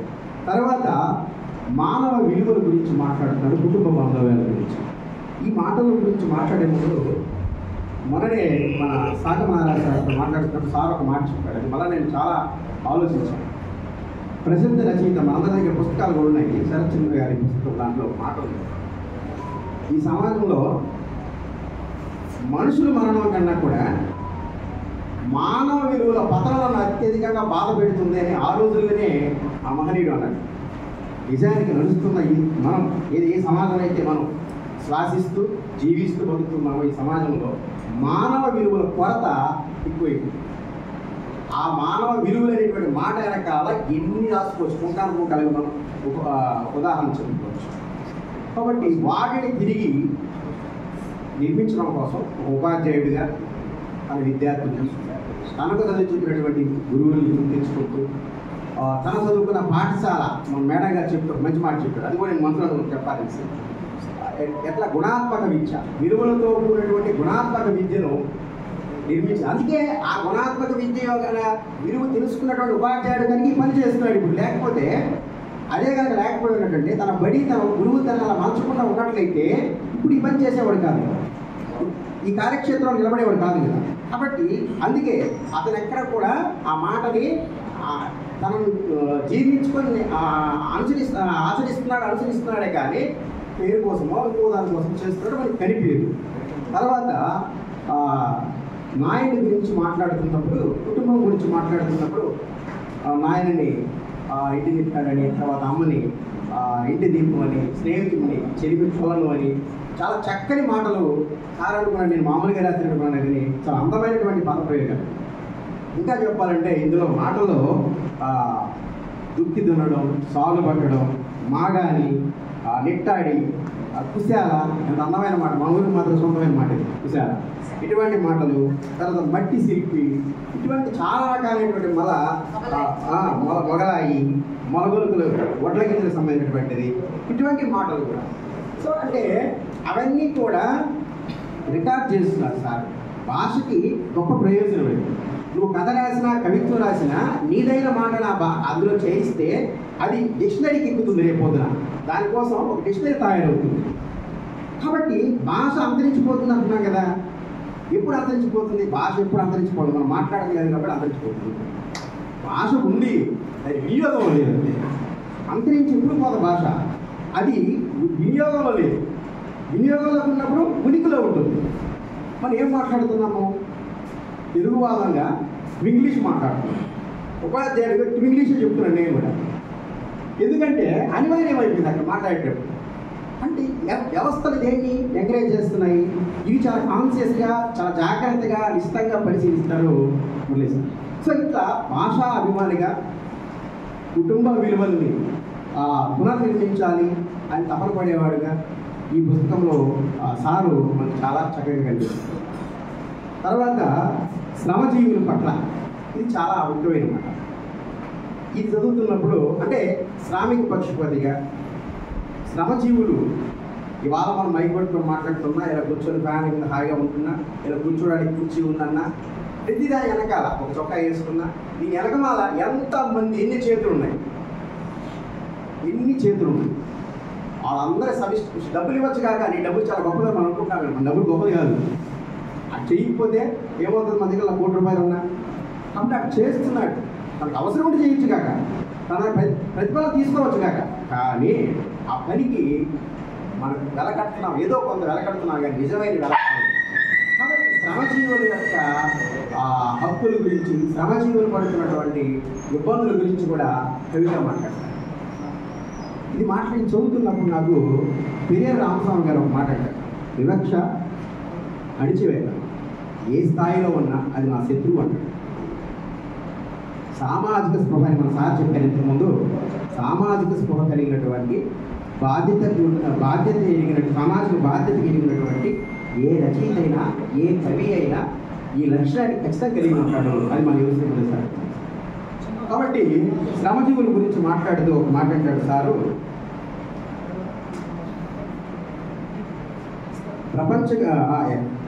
ప్రపంచ కార్మికులారా, ప్రపంచ కర్షకులారా, ప్రపంచ కార్మికులారా అన్నారు, తర్వాత కర్షకులు కూడా అన్నారు. కర్షకులారా అని ఇప్పుడు మాట్లాడుతున్న ఈ మాట వెనకాల కాంటెంపరీగా చాలా కాలంగా ముంబైలోను, ఢిల్లీలోను, పంజాబ్ ప్రాంతంలోనూ సాగినటువంటి ఆ రైతు పోరు యొక్క చేతనత్వం ఉంది. ఆ రైతు పోరు యొక్క కదలిక సార్లు రాయించింది. ప్రపంచ కార్మికులారా అని అనకుండా అది ఎప్పటి నుంచి మాట ఉన్నది, దాని వెనకాల కింద ఒక మాట వేర్చాడు, కర్షకులారా. ఎందుకంటే ఒకప్పుడు సుత్తి, కొడవలి ఇవి మన కార్మిక ఏదైతే మన మార్క్సిస్ట్ కమ్యూనిస్టు ఆలోచనలకు సంబంధించినటువంటి ప్రతీకలు గాను సాయుధ పోరాటాలకు ప్రతీకలు ఏదో రకరకాల మనం మాట్లాడుతున్నాం. కానీ ఇటీవల కాలంలో నాగలి కూడా ఆయుధంగా మారిపోయింది. నాగలి కూడా నిషేధ వస్తువు జాబితాలోకి వెళ్ళిపోయింది. ఇది నేను సొంతంగా అనుకున్న మాట కాదు. ఒకసారి ఆకాశవానికి కవిత చదువుదాం వెళ్తే నాగల గురించి రాసిన ఎక్కువనాయిలో నాగలు కూడా లాగా ప్రభుత్వాన్ని పరిస్థితుంది. కాబట్టి మీరు రాసిందంతా కూడా ప్రభుత్వానికి వ్యతిరేకంగా అనిపిస్తుంది. కాబట్టి ఈ మాటలు లేకుండా ఉంటే మేము మీ కవిత చదివిస్తామని చెప్పారు ఒకసారి.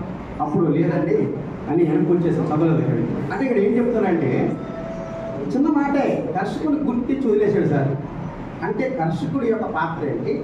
అతను అంత ఉద్యమం చేస్తుంటే, అన్ని ఆవేదనలు పడుతుంటే, వందల రోజుల మంచులో వానలో రెండలో రకరకాల ఇబ్బందులు పడుతుంటే మనం అంతా ఏం చేస్తున్నాం? కడుపు పూడి తిన్నమాట. కడుపు పూడి తినేవాడు ఎవడైనా రైతు కష్టపడతాడు, చూస్తే ఎట్టుకుంటాడు. వీడికి పోవాలి కడుపులోకి పోయే ముందు ఎంత కథ జరుగుతుంది. అట్లా కార్మికుడు సమాంతరంగా కర్షకుడు ఉండేది. ఆ కృతిలో మాట్లాడతారు సార్. మేడం చెప్పినట్టు సమస్త సంపద సృష్టికర్తలారా, శక్తిని యుక్తితో వినియోగించి శ్రమ మన ఆయుధమైతే ఫలితం మన బానిస అవుతుందని బతుకు పోరులో నిత్యం పోరాడే సైనికులారా సలాములు మీకు సలాములు మీకు. ఇప్పుడు సైనికుడికి ఎంత ప్రాధాన్యత ఉందో దేశంలో రైతుకు కూడా ప్రాధాన్యత ఉంది. అంటే పదాలు కనుక పదాలు చేయాలి. అంటే ఒక రచయిత రాసేటప్పుడు పదం పక్కన ఇంకో పదం వాడుతున్నప్పుడు మనకి ఏంటంటే ఆ యొక్క ఆలోచనను కూడా మనకు అస్పృహంగా మనకి కలిగించడమే ఉద్దేశం, అంతేగాని ప్రాస కోసం కాదు. సో ఇటువంటివి నాకు ఈ కవిత సంపుటిలో చక్కగా అనిపించాయి. తర్వాత పిల్లల గురించి మాట్లాడుతూ బాలానందం అనేటువంటి కవితలో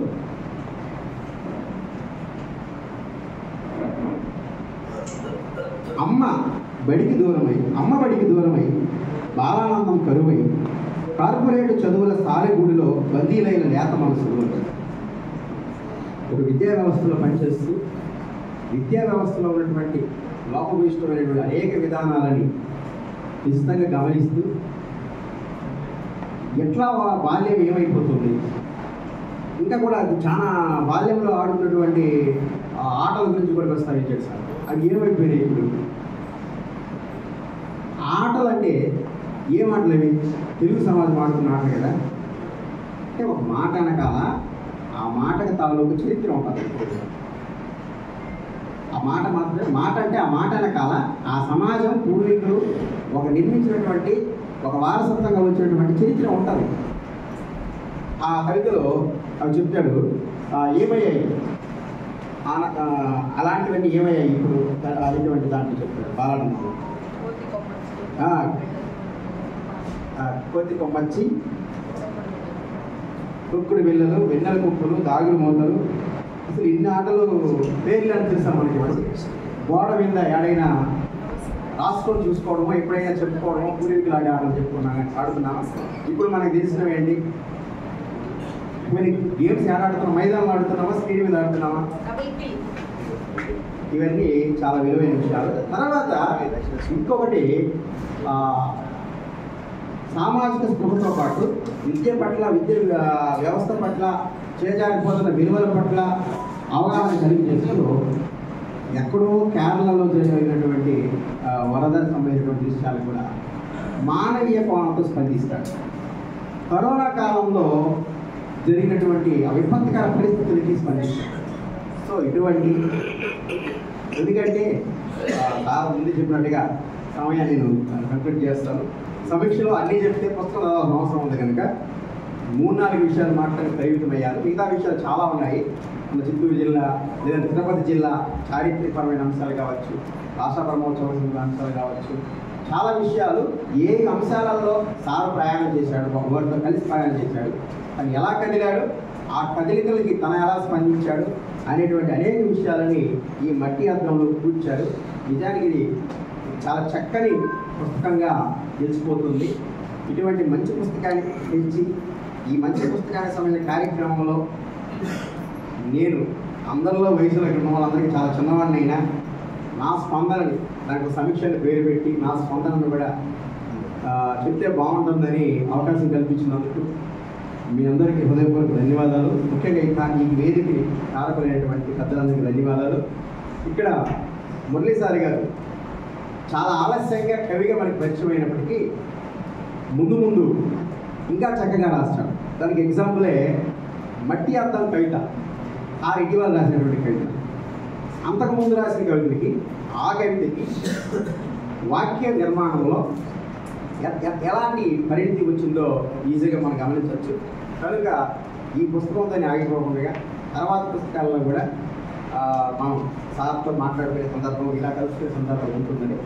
సాహిత్యం చివరికి సార్ అన్నట్టు ఇట్లాంటి సభలు ఏం చేస్తాయంటే నలుగురిని కలుపుతాయి. నలుగురు కలిపినప్పుడు 4 రకాలైనటువంటి ఆలోచనలు ఇంకో నలుగురితో పంచుకునే అవకాశం ఉంటుంది. మనుషులు కలుసుకోవడమే గొప్ప సంబరం, గొప్ప పండగ, గొప్ప ఉత్సవాలు చెప్పినటువంటి పెద్దల మాటని మనస్ఫూర్తిగా నమ్ముతూ ఈ అవకాశం కల్పించేటువంటి పెద్దలందరికీ మరొకసారి హృదయపూర్వక ధన్యవాదాలు తెలియజేస్తూ, కవి జోశ్రీ మురళీసారి గారికి, మా అన్న జోశ్రీ మురళీసారి గారికి నాకు ఆ ఆనందం చాలా ఇష్టం. హృదయపూర్వక శుభాకాంక్షలు తెలియజేస్తూ హృదయపూర్వక ధన్యవాదాలు. నమస్కారం.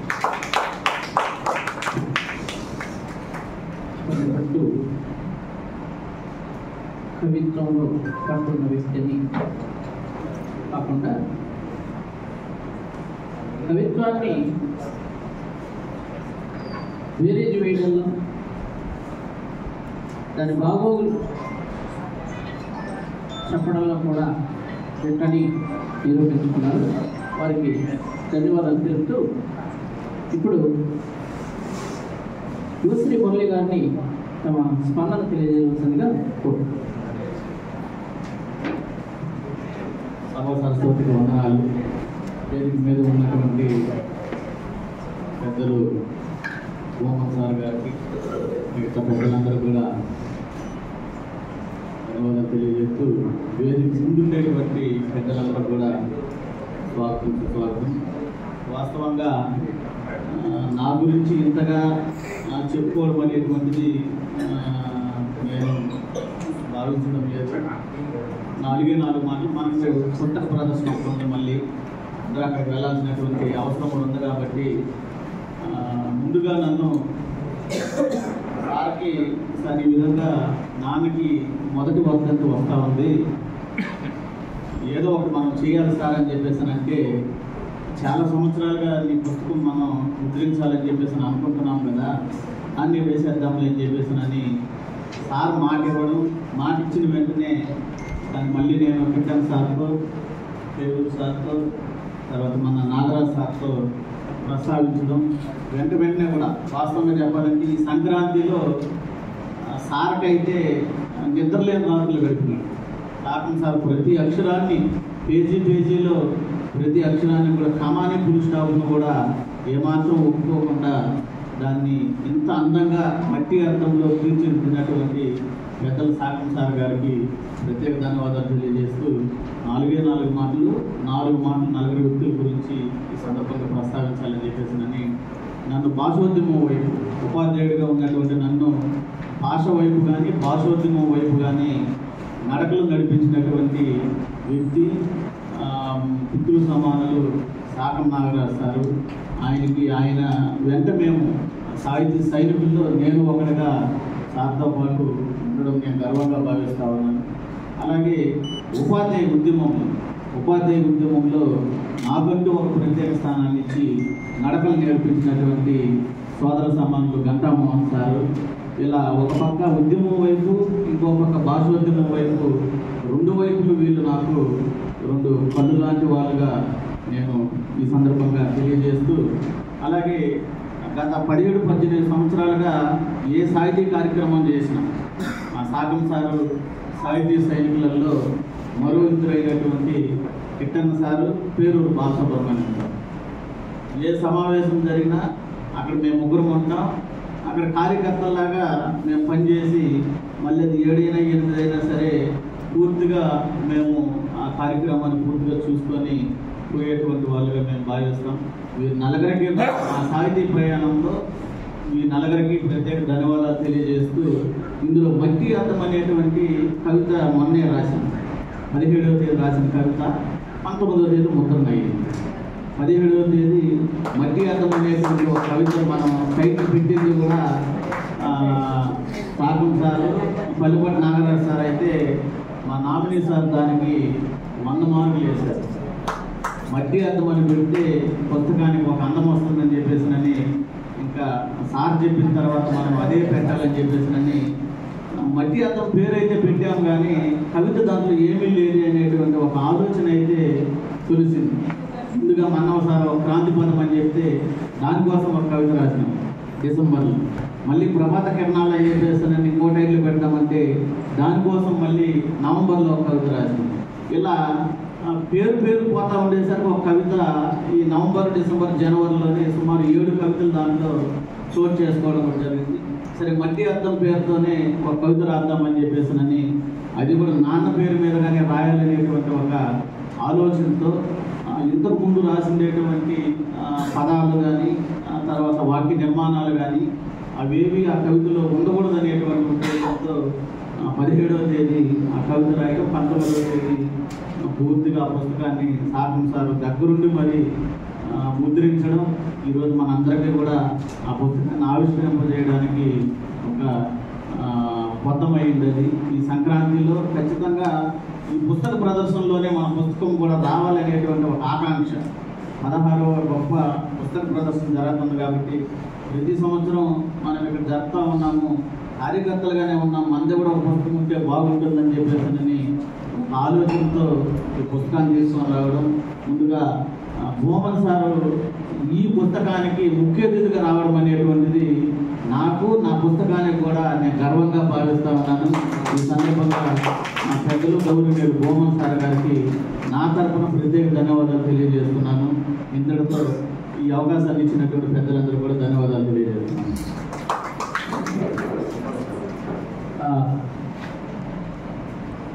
ధన్యవాదాలు మురళి. ఇప్పుడు ఒక చిన్న ప్రకటన. తెలుగు భాషోద్యమ సమితి కథల పోటీ నిర్వహిస్తున్నారు. దీనికి నగదు బహుమతులు కూడా ఉన్నాయని చెప్పడం జరిగింది. కాబట్టి రచయితలకు కవులకు విజ్ఞప్తి, జనవరి 31 చివరి తేదీ. ఉత్సాహం ఉన్నవారు ఈ పోటీలో పాల్గొనాల్సిందిగా. ఇప్పుడు మురళికి చిరు సత్కారం అయిన తర్వాత గంగాధర గారు వందన సమర్పణతో ఈ కార్యక్రమం ముగిస్తారు.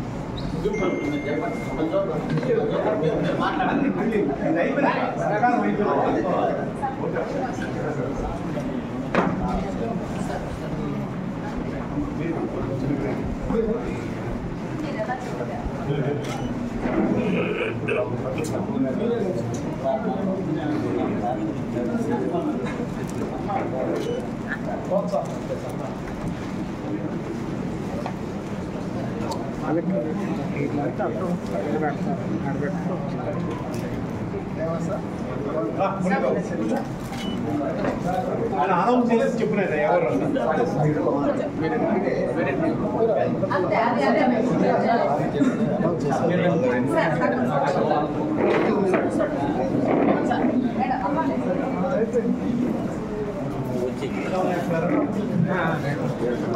ముందుగా తిరుపతి అరసం తరఫున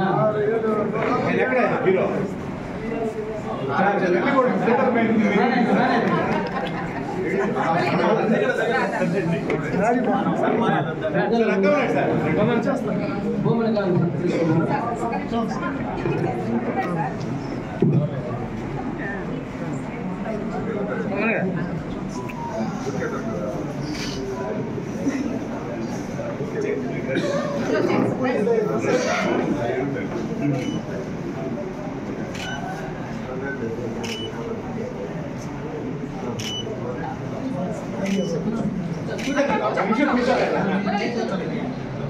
ఎవరది అరసం తిరుపతి.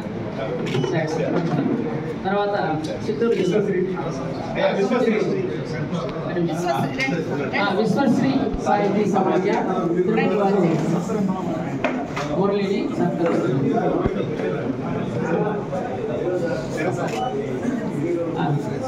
నెక్స్ట్ ఎస్టీ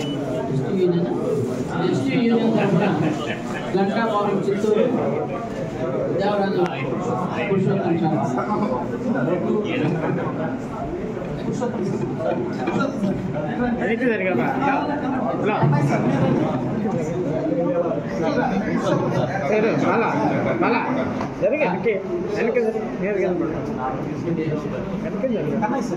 విధుపై చిరునవ్వు ఇది బాగుంది.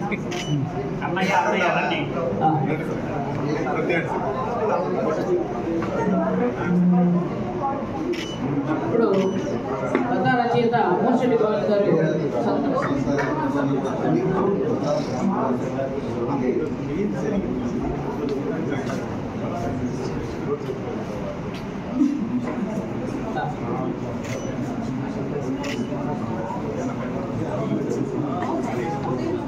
ఈ తరం కవిత వేదిక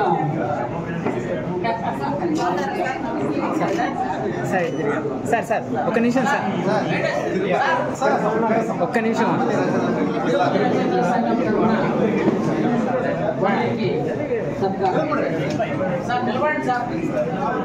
సార్ రండి ప్రముఖ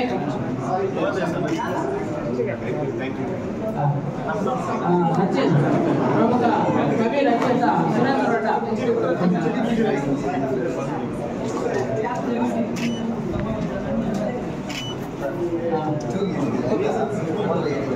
కలిబెట్ హై స్కూల్ ఉపాధ్యాయుడు ఒగ్గు Prasad మురళీసారు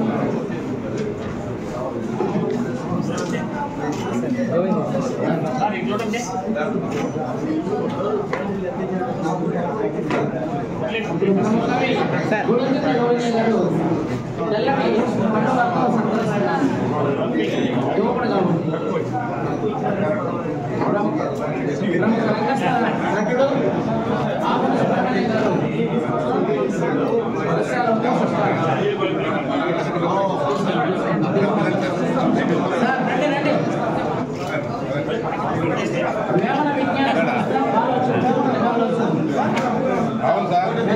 Venkata Damodaram sir Mallavarapu Nagaraju sir Narayana sir రండి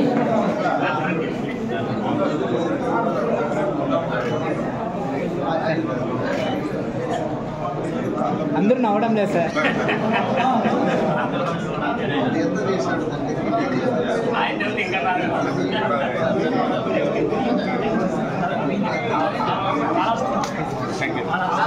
శ్రీకాళహస్తి మురళీ మిత్రుడు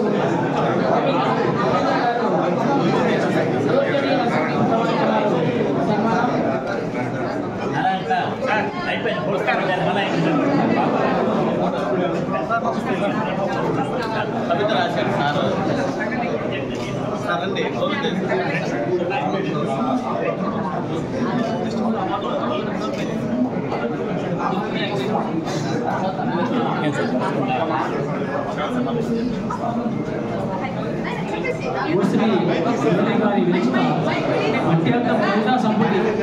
పుస్తకావిష్కరణ సందర్భంగా అభినందనలతో రాసిన ఆత్మీయ కవిత రాసిన మట్టి చిన్న కవిత రాశారు. శీర్షిక గట్టి మనిషి. మట్టిని పాత్రసం చేసి మట్టి అర్థమును గట్టిగానే కట్టగలిగాను. గట్టిగా కాదు నేరుగా మనిషిని కట్టివేశాను. కవిగా నేల మీద సాగును గట్టిగా చేశాను. మట్టిలో మాణిక్యం ఏదో చెప్పాలని ఆరాటం. యువశ్రీ అన్నింటినీ కావాలని చేసే అక్షరాల పోరాటం. ప్రకృతి ప్రకోపన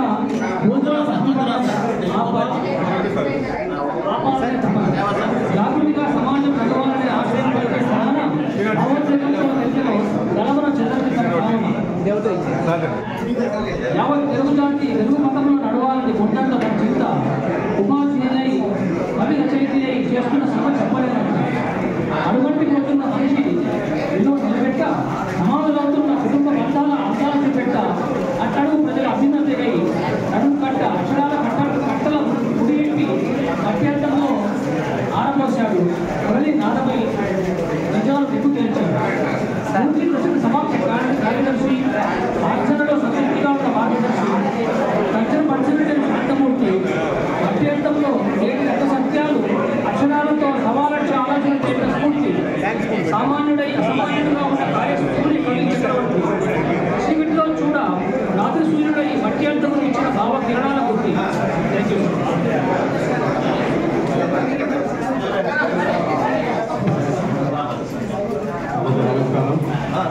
అభ్యుదయ రచయితల సంఘం తిరుపతి జిల్లా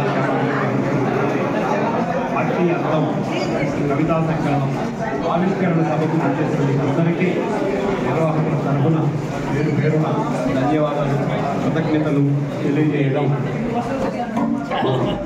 కనీస బాధ్యత ఈ కార్యక్రమానికి అధ్యక్షత వహించినటువంటి డాక్టర్ వేమిరెడ్డి పెద్దన్న గారికి, ముఖ్య అతిథులుగా విచ్చేసినటువంటి శ్రీమాన్ భూమన్ గారికి, గంగవరపు శ్రీదేవి గారికి, ఆచార్య రాజేశ్వరి మేడం గారికి, గంటా మోహన్ గారికి, పల్లెపట్టు నాగరాజు గారికి, పేరూరు బాలసుబ్రహ్మణ్యం గారికి, సాకం నాగరాజు గారికి, ప్రార్థన చేసినటువంటి సురేంద్ర రొడ్డ గారికి, ఇట్లా గండుపతి గోవిందయ్య గారికి,